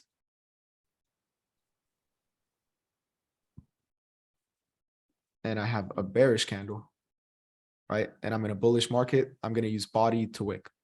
That's just how I identify it. Like to me, whatever, like I believe that's what the market mover like bases it off of. And whether that's true or not, it's like what's been working for me and what makes sense to me. So like I keep it simple as to what makes sense to me. And as long as like I have, you know, proven results like what you guys have seen, like that it works over time and over time, then I'm not going to change it up because I feel like that's the best way to do it. Someone said, how do I enter scalings? So scalings for me are really simple. So essentially every time we continue structure, I could see like a potential scaling. So let's say I took this off the first order block right here, right? My scaling would then be when I continued structure up here, this would become my scaling, this over here, right? And then price continued further up. So now my new scaling would be over here, latching onto this, which is, you know, this trade over here. So yeah, I did wait for more confirmations on this trade specifically, just because I was trading on such a lower time frame. But I do that same idea, like that same philosophy on all time frames. It's essentially, if I have market, you know, let's say we're in a downtrend, now we break structure upwards, we latch onto this order block. When we continue upwards, now I'm looking to latch onto this order block, continue upwards, latch onto this order block, and I rinse and repeat until it doesn't work. I would say you wait for the third latch to enter, as you can enter on the first order. Well, I always wait for confirmation. And most of my setups are like, okay, this is an hour zone. And then I dive deeper into the hour zone and I let price match up with the minute 5. So this is something I want to go over with you guys, right? It's when market, let's see, USDCHF did like a really good example of this. Over here, the reason why I use, why you could use a minute 1 order block is because price reacted to the left all the way off of a minute 1. So it's like if price had pushed all the way, let me see how to explain this. If price latches all the way off of a minute 5, right? Then you could then use your minute 5 as your entry and then, find your scalings like that. If price, for example, on EU, oh, this is a perfect example. The trade that, I called out for you guys this week from down here. The reason why I use the minute 2 order block instead of this minute 5 is because if I look how deep we came into here, we're touching this minute 2 order block. And so this is a concept that, like I'm not going to say created, but like, I guess like I just, one day it clicked in my head. But I remember Hunter used to tell me, he's like, you can't use an hour 1 order block and use a minute 5 stop loss. So to me, it's like the idea of, if I have a true scaling off of this zone, right? Because this latched on a minute 2, then I can use a minute 2. But if, let's just say I'm on the hour zone, and if I'm on the hour zone, right? And I find my first break of structure on a minute 5 over here, and my stop loss or my minute 5 order block didn't latch onto a minute 5, then I can't take that, because to me, it's like, that's not a real structural move. Well, it's like over here, right? Let's just say we tapped above, price came here. I know that's a bad example, actually. That doesn't show it. See, for example, USDCHF, right? On that hour move we took. When price broke over here, right? We broke under. When we came to here. Oh, my bad. That's the minute 5 order. I'm thinking more up here. Let me see if I can find an example of what I mean right here. Let's go on my hour 1. Mark up this whole zone. So when price entered the zone, right, you could see on a minute 5, it comes into here. and then it breaks structure towards the downside. Now, if I would have taken this as like, oh, we broke structure, I'm gonna take this minute 5 order block. I'm gonna get stopped out. Like you can see it almost instantly stops you out. You know, you take this, it goes up, runs in some profit, and then stops you out. Now, the reason why that is because we're not running off of the minute 5 order block. So I like to let my orders latch onto each other. So if I'm going to take a minute 5 confirmation entry, it has to be off the minute 5 over here. Or I'm going to highlight my minute 15 and then look to refine that zone down. And if I get a break of structure on the minute 15, now I'm going to highlight that minute 15 zone and mark up my minute 5 order block in there and try to take that. Like that's how I'm always looking to refine my order blocks down to take my trades into like essentially a higher probability zone. Does that make sense?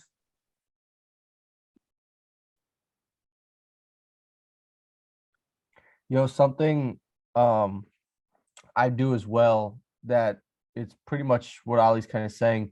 If you mark up something like an hour 1 order block, and don't think of that as like, because like I said, I'm not into swinging trades. And if you're taking an hour 1 order block setup, you're going to be in it for hours, chances are.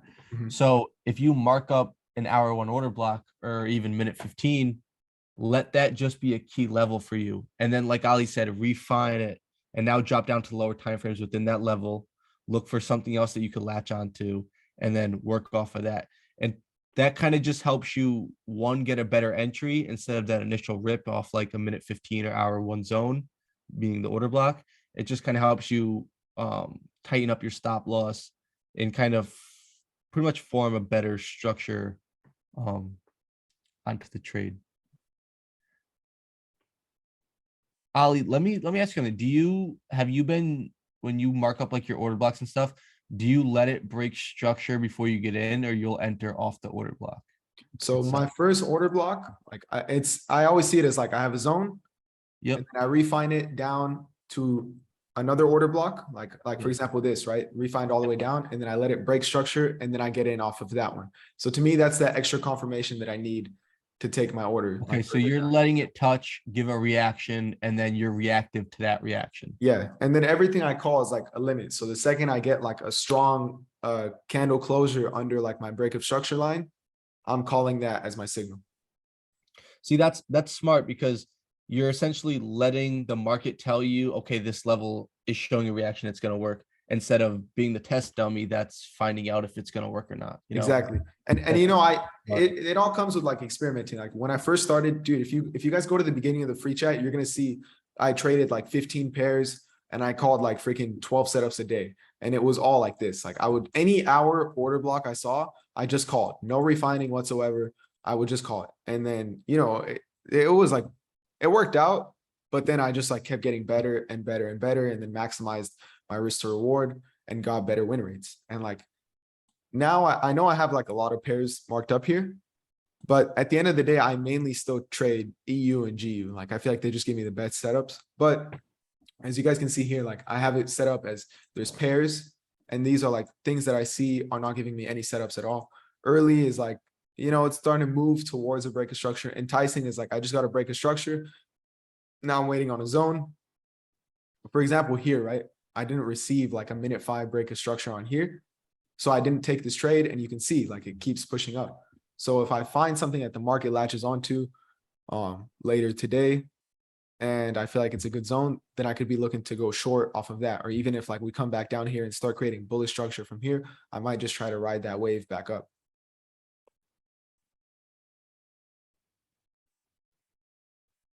But yeah, like, and then in the zone is like where I'm looking for my last confirmations. So like when price is up here, it's like in the zone. I'll just move it like that. And then YouTube, these are just for like breakdown purposes, like, you know, when I'm recording. But yeah, that's like how I organize it. Elias, he wants a giveaway. The giveaway is the free information you just got. Yeah, man. Listen, this is, I know I had a signal group, and I dealt with a lot of people that are from Nigeria, a lot of people over in Africa, and a lot of them would say that they can't afford it. That's nothing to be ashamed about. That's nothing big. Don't force yourself in it. Spend the next year, spend the next couple months learning, And by the time you're on an account, you won't need signals. You won't need anything. You'll have the knowledge that Ollie's giving you. You will have practiced it by the time you're ready and financially ready, and you'll save yourself. Honestly, And the bro, like people that I do go ahead. live streams every night for the free chat. So like just stick around with those. Like, you know, um if the time works out for you, or like watch the trade breakdowns like, you know, this weekend. Or Yeah, whatever you just can. go back test. That's the best thing you could do. Not if you don't have the money to open up account, buy a funded, don't take that as like you can't trade at the moment. Take that as a sign to go and practice and study. So when you get the chance, you don't blow it trying to force yourself to, make it happen. Yeah, guys. And the thing is, like, when you do really instill that patience in yourself and you know, that discipline, like, for example, I've told this to countless people, but January 1st, I had $65 in my bank. That's all I had. And it's like, all it took was really sticking to it and being disciplined and like really locking in on my trading to completely change my life. Like $65, I couldn't do much. Like, I'm not saying like that's not money, but to live off of, I couldn't. To live the way I wanted to live, I couldn't. And I'm not saying like, oh, I'm some multimillionaire, but I'm on a much better track than I am and a lot more comfortable financially than I was 6 months ago. And so it's all just, focus on where you can be and create the why you want to get there to unlock your financial freedom, to be able to support your family, whatever it is, and the how you're going to get there. Are you going to backtest every day? Are you going to study? You need to find out what works for you in these markets and then execute that and rinse and repeat. And you know something? Ollie just said 6 months ago how much he had in his bank account. Well, 6 months before that, guess what he was doing? He was studying, he was practicing, and he was in the markets getting his feet wet. He didn't just, randomly hop in a signal chat one day and then take off and now he's doing good. He put the time in himself. He studied, he saw something consistent. He clearly has a pretty good grip of it as he's showing you right now. He took that and he ran with it, perfected it, watched it every day happen without putting money on it. Like I said, that's the best thing you guys could do. If you guys think you see something repetitive in the market, look for it every day. If you could, like I said, back test it and then try and spot it before it happens. That's when you'll start to take the next step up in your trading.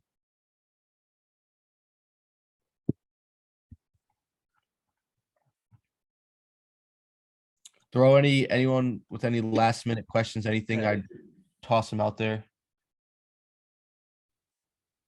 But like we've both kind of touched on, so something I'm gonna put out there from my own history of trading and my own experience was, I put it like this. Ollie's a signal group. He knows what he's doing. Don't use him as a signal group. If you take his signals, have a good understanding as to why you're getting in and make it make sense to you. Don't just say, okay, here's a setup, take it. Because the times I used to do that and I would take someone else's setup and I would lose money, you get frustrated, but not at yourself. And you really can't get frustrated at the other person because they're trying to do it for you. It just puts you in a revolving door that's not going to end. I'm not saying don't take a signal, but maybe Understand why, when he sends the limit, look at it and say, okay, I see he's using this order block. I like the setup. I agree with it. I'm going to take it. Just push yourself the next step further. I'm not saying don't take a signal. Just do your part of it as to why you're getting in, why he's doing it. You guys, guys, he has a YouTube. He has the resources. So get your feet wet, figure out what he's doing, why he's doing it, what time he's doing it. And then when he starts doing it in front of you, see if you could spot it. That's how you'll train yourself to make it habit and you could spot it on your own. Yeah, essentially like the way I trade every day. Once I catch a trade, I try to go make a breakdown of it, upload it the next day. And dude, like even in the VIP, we have the signal group where only I send signals, and then we have a chat like where all of us talk. And almost everyone in there, the second I send a limit, I see them having the same markup as me. Or even before I send the limit, like later on I'll go check it, and then they had that markup. So like the content is there, the YouTube live streams are there. Like I'll do my markups live, I'll call the signal live, I'll explain why. And so, whether it's like you guys go that route or find something that works for you, or even just study that and take that and build off of it, you know, there's a lot of ways to be profitable in this market. Like the resources are there. I'm not like gatekeeping my setups. I'm sending my markups. I'm showing exactly like what I'm seeing in the market and what makes sense to me. You know, so whether that makes sense to you guys or not, if it does make sense, like you can roll with that, you can keep trading off of that. But like Hunt said, don't take something that you don't believe in. Like I always tell people, trade what you see. Like, don't trade because you think this guy makes more money than you and he called this and it's the opposite of what you see.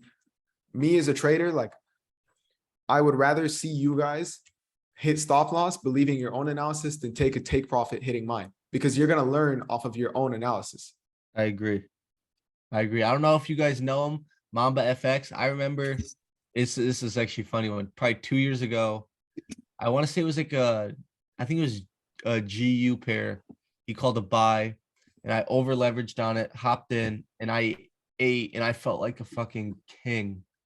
And looking back, the amount of times I got burnt from that dude before I even knew any better was like, I don't even understand why I was happy the one time he hit.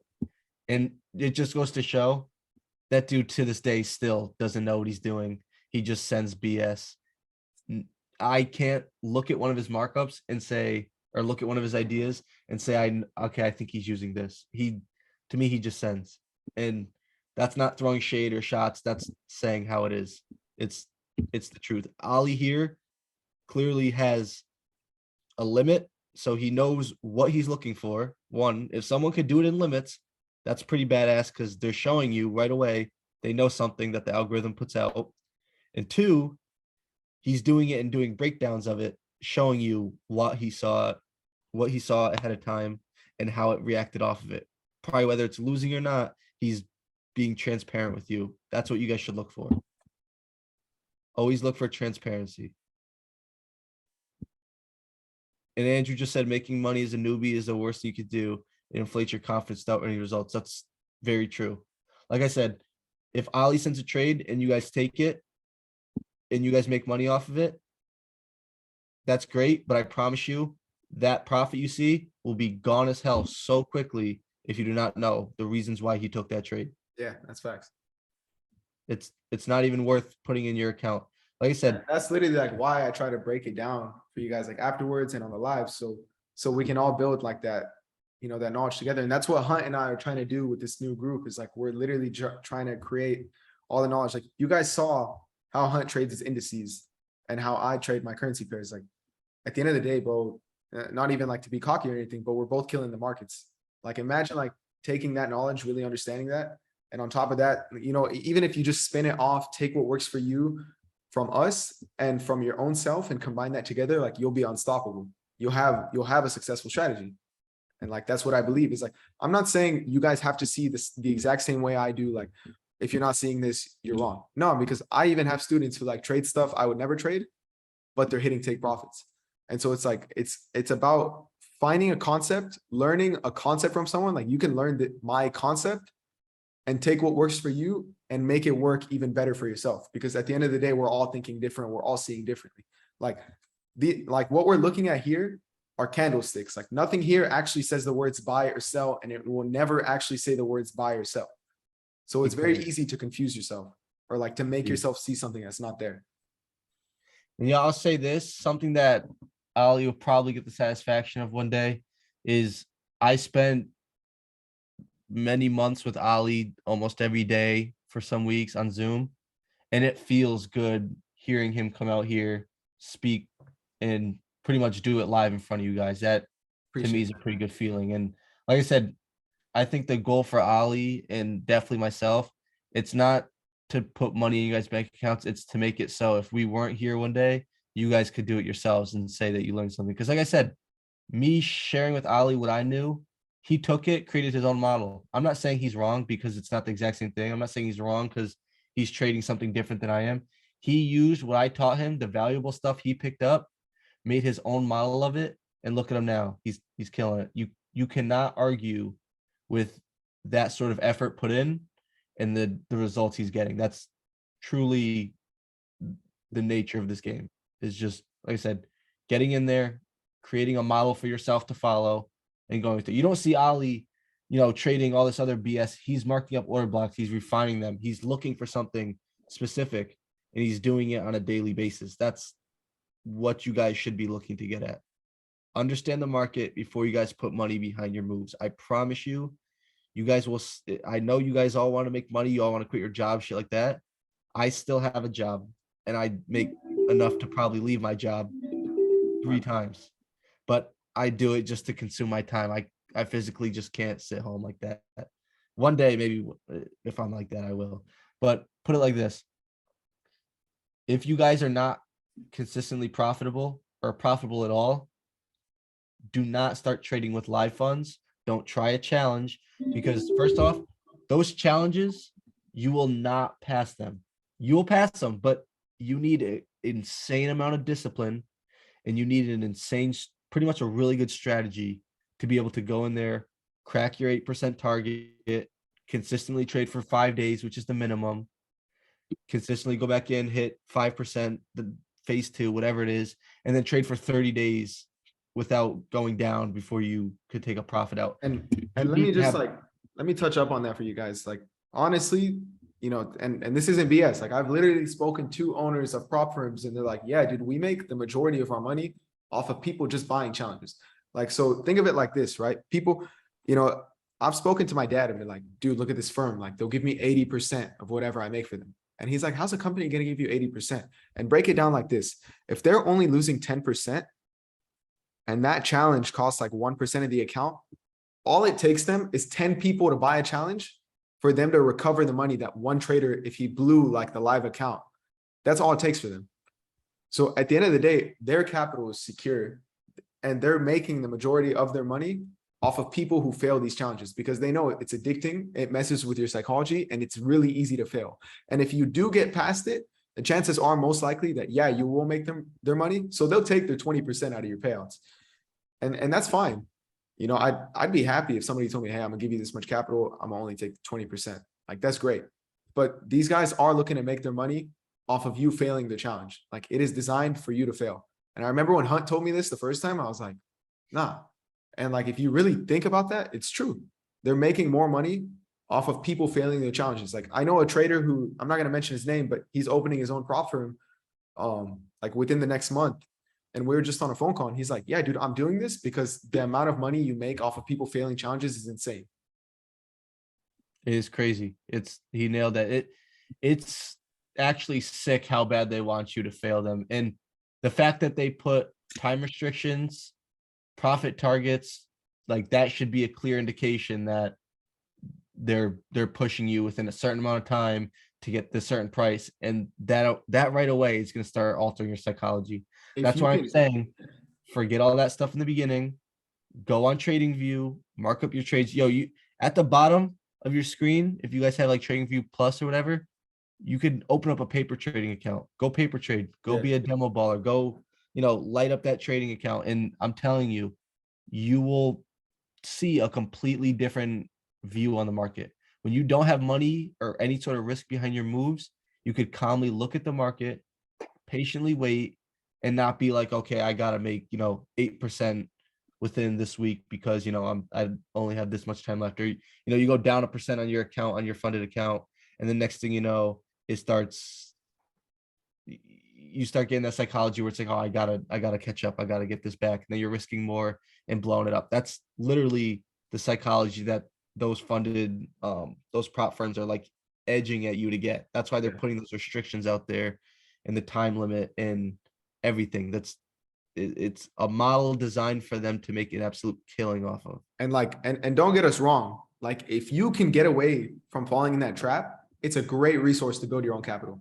But you need to be in the right headspace first. Like Hunt used to tell me, he's like, dude, every time I did a prop firm challenge, I failed because I tried to pass it in one trade. And Hunt was like, dude, ignore the minimum days, ignore all the rules and just trade it, risk 0.5%. Even if you were going to risk 1, risk half. If you're like, he's like, dude, take it slow and I promise you'll pass. And every single time I failed it, it's because I was too busy on the rules, blah, blah. And if you notice, I guarantee almost none of you guys have failed because you ran out of days. Yep. You failed because you hit your drawdown way too early. either in it. And first off, if you're hitting your maximum overall daily drawdown, you need to take a serious step back, because that probably meant you took a couple losses in the same day and now you're trying to fight Yeah. to see a profit on your screen, or you were just looking for a blue screen. That's gambling. Don't gamble. Just take really valid setups, go slow. Like I was saying, if you don't think your profit, your dollar sign that you're looking at is enough from a setup that you outlined and edged out and it worked, then you have a problem, because it's not about how big the move is. It's not about how long you stay in it. It's not about, how crazy the drop, or, how crazy it flew. It's all about the compounding effect and your account size, because all you need is 1% and you can make an absolute killing. And look at Ali, he's showing you 1 to 8s, all that stuff. If you are on the right account, that 1 to 8 could be someone's salary. And I'm not saying like go do that or anything, but I'm just pointing at, it's not about like, if you're not satisfied with the number you're seeing, it's just because your account's not big enough yet. You're not gonna, don't push more than your account could take. Even those 100K accounts, like those, all like the prop firms and stuff. I see so many people and they're getting in there and they're down 1,000, they're down over $1,000 and they're still in the trade. Like, you shouldn't be risking more than 1% on those. Yeah. There's a 5% drawdown limit in one day. You should not be, in a trade down 2%, because the next trade you have to take 2% just to try and get back to where you were. Just like I said, the best thing you guys could do is just take a month. I made Ali sit out for more than a month, and look where he is now. I bet he's probably thankful for it. No, I'm super thankful. Like Sit out. I sit out think of the market. way I used to trade, and I'm like, dude, there's no way like I was ever, no matter how long I stuck at that mindset, I would have never been profitable. That's it. If you cannot sit back and watch the markets, you cannot be a part of the markets, because you will go in there with the same eyes every day and get burnt every single day, and you're just going to make yourself miserable. Sit back, just watch the markets unfold for a couple weeks, try and spot stuff as they happen, try and see what Ali's talking about. If it's working for you, if you don't see it, you maybe need to adjust. You maybe need to, find specific pairs that you like, or switch to, futures, something. I made a good amount in Forex. Like I said, the main reason why I transferred over was just because I couldn't do the London sessions anymore. It was literally just killing me. I was up for months, like getting 2 hours of sleep, and it just started catching up with me, and I didn't like it. It just kind of started taking over my life, because I didn't have a social life, because I was sleeping, when I'd come home from work and then getting right back into trading. So it was kind of a big revolving circle I didn't like. But like I said, if Forex works for you, take it and absolutely study and just watch it. The best you could do is watch a live candle just paint. Just watch it paint right on the screen, and that's the best thing you could absolutely do. Just try and put lines, like Ali's calling out order blocks. When something's working, down close candles should be a stepping stone to move higher. Up close candles should be a stepping stone to move lower. I just said you that. Now tomorrow, look at that, where Ali on his screen, it's kind of like that channel that looks like it's going up to make that first high where he has the green box from. Look at that moving up. Look at, if you were just to draw every down close candle off, you could see how price kind of went on it and then started moving higher slowly. Look at that type of stuff and think, okay, when you're watching this live, start putting lines on stuff and say, okay, I think it should hold this. And if it doesn't, look back and think why it didn't work out. And if it did, move on to the next. Say, okay, where is it heading to? Where is it going towards? What's the draw on? What's it kind of gravitating to? Is this, a potential weekly swing? Is this a run on liquidity? Is this, you just start to make it make sense for you. Think of it as one big candle at all times. You have one monthly candle, you have one weekly candle, you have a daily candle, and then you have all those other time frames. So when you're in your week, think about it. You're going to open up, you're going to go make a low, and then you're going to go to where it's going to close for the week. It could be a high or whatever, or it could be vice versa. Just like I said, take it slow. Think of everything as just one solid candle being painted out. It's always going to be one candle on some time frame that's being painted. Don't get lost with that. Ollie, someone wants to do another markup. That's completely up to you, bro. Uh, If he wants to, what did you want to see? Forex or yeah, indexes? do you want to see? All right. It's up to you, Ollie. Go for it. Yeah, let's try to find one real quick. Oh, another thing too is, yo, like if you guys, while he's looking for one, if you are taking Forex stuff, don't take index calls either. Don't stick with one. I'm telling you, it's too much to be all over the place looking at one and the other. They're two completely different times of the day they're being traded, and two different concepts. Stick with one and try and just dedicate yourself to it. Let's see, let's just find another. Already called these out. All right, let's see this, right? So what I would first do in this market is have this marked up. Let's bring this back so it doesn't shift me everywhere. Macaroni. And then I would go to here, mark up by minute 15. It looks like this one melted way before the move happened, but we'll see right now. Mark up my minute 15 order block, bearish on a bearish. Go down to see my minute 5.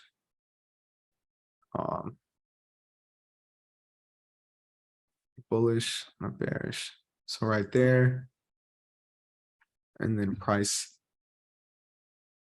came here, pulls back, break structure. So then I'd be looking at this order block here. Right, and then that would be broke structure. So then, yeah, see that doesn't tap us in. But if we have our minute 15 zone, let's check this out. Yeah, see this one melts way too early because I would have waited. That for a that second clearly is confirmation. some sort of news too. That's You way can too much tell news. by the- Let's see. Let me just find you a good setup. I feel exhausted. And yo, another thing too was like he just pointed at something that didn't hit. You're not chasing price. All that means is it didn't hit his limit. That's it. He didn't All lose right. money. He That's might fair. not have made money, even though it melted, but he definitely didn't lose money. That's a win. Hour 1. I think I caught this one. If I'm not mistaken, it was a minute 15 break of structure. Yeah, refined down. So here you can see we have this break of structure on a lower time frame.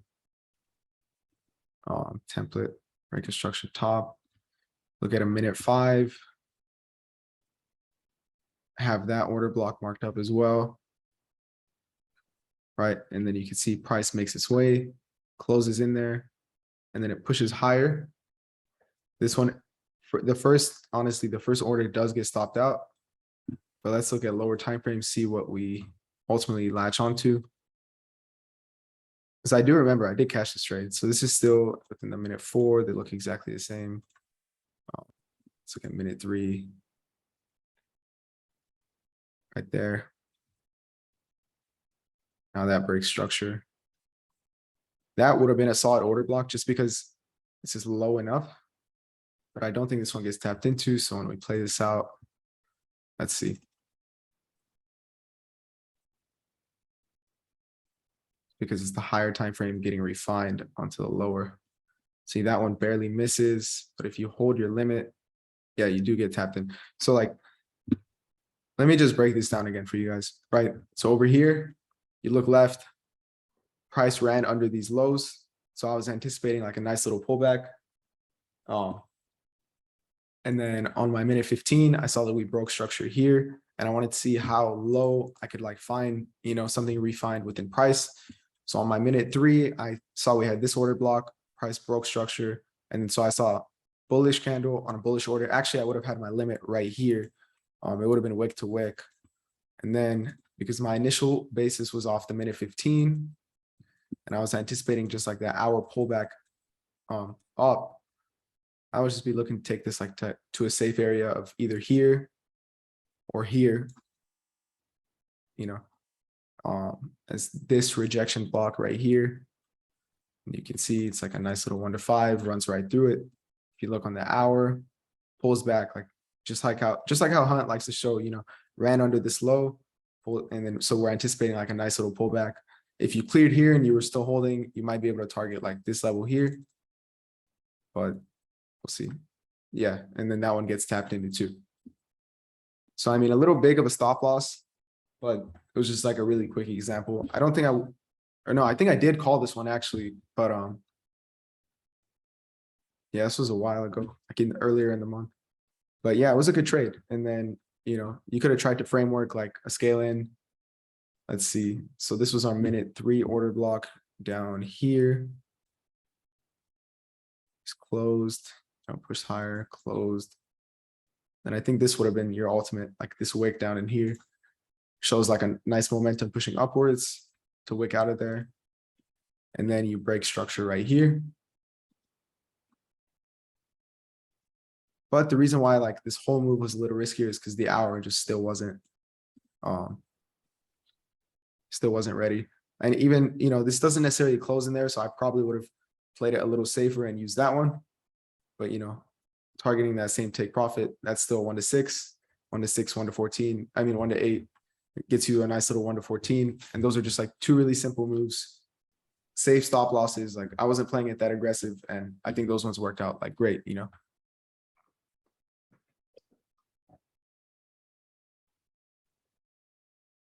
Anything else? Sure, man. Of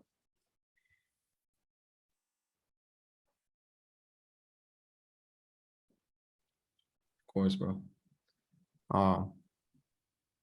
And so yeah, so I really hope you guys enjoyed this. Like, we'll keep you posted as to like what's gonna happen with this new group and everything.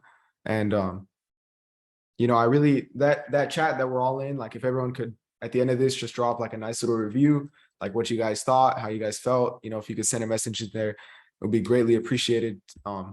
It would really help us both out a lot. I really hope you guys learned a lot. I mean, I'm sure you guys did. Like there was a shit ton of knowledge being dropped here by Hunt and I. And you know, I hope you guys enjoyed it. So I do plan on doing more of these like with Hunt, and also like I kind of want to do a thing where I bring on like a new trader, whether it's like once every 2 weeks, once every week, and you know, we both just drop sauce. So like next up, I'm hoping if he's still in here, like I've been messaging him out. I want to do a little something with him because, you know, Ant was like another person who, you know, him and I were both in Hunt's group back then, and he's been killing these markets. Like it's ridiculous. Like if I could get X on here one time, like these are all people like from that original group. And, you know, I like plan on just creating like this educational platform for you guys. So that's why I always say, like, when I drop a YouTube video, like make sure you guys go watch it. They're literally 3-4 minutes, but it breaks down exactly how I made, like, you know, however much money it is, like on that trade, or just exactly how I caught that trade. So it benefits both of us, like in that sense.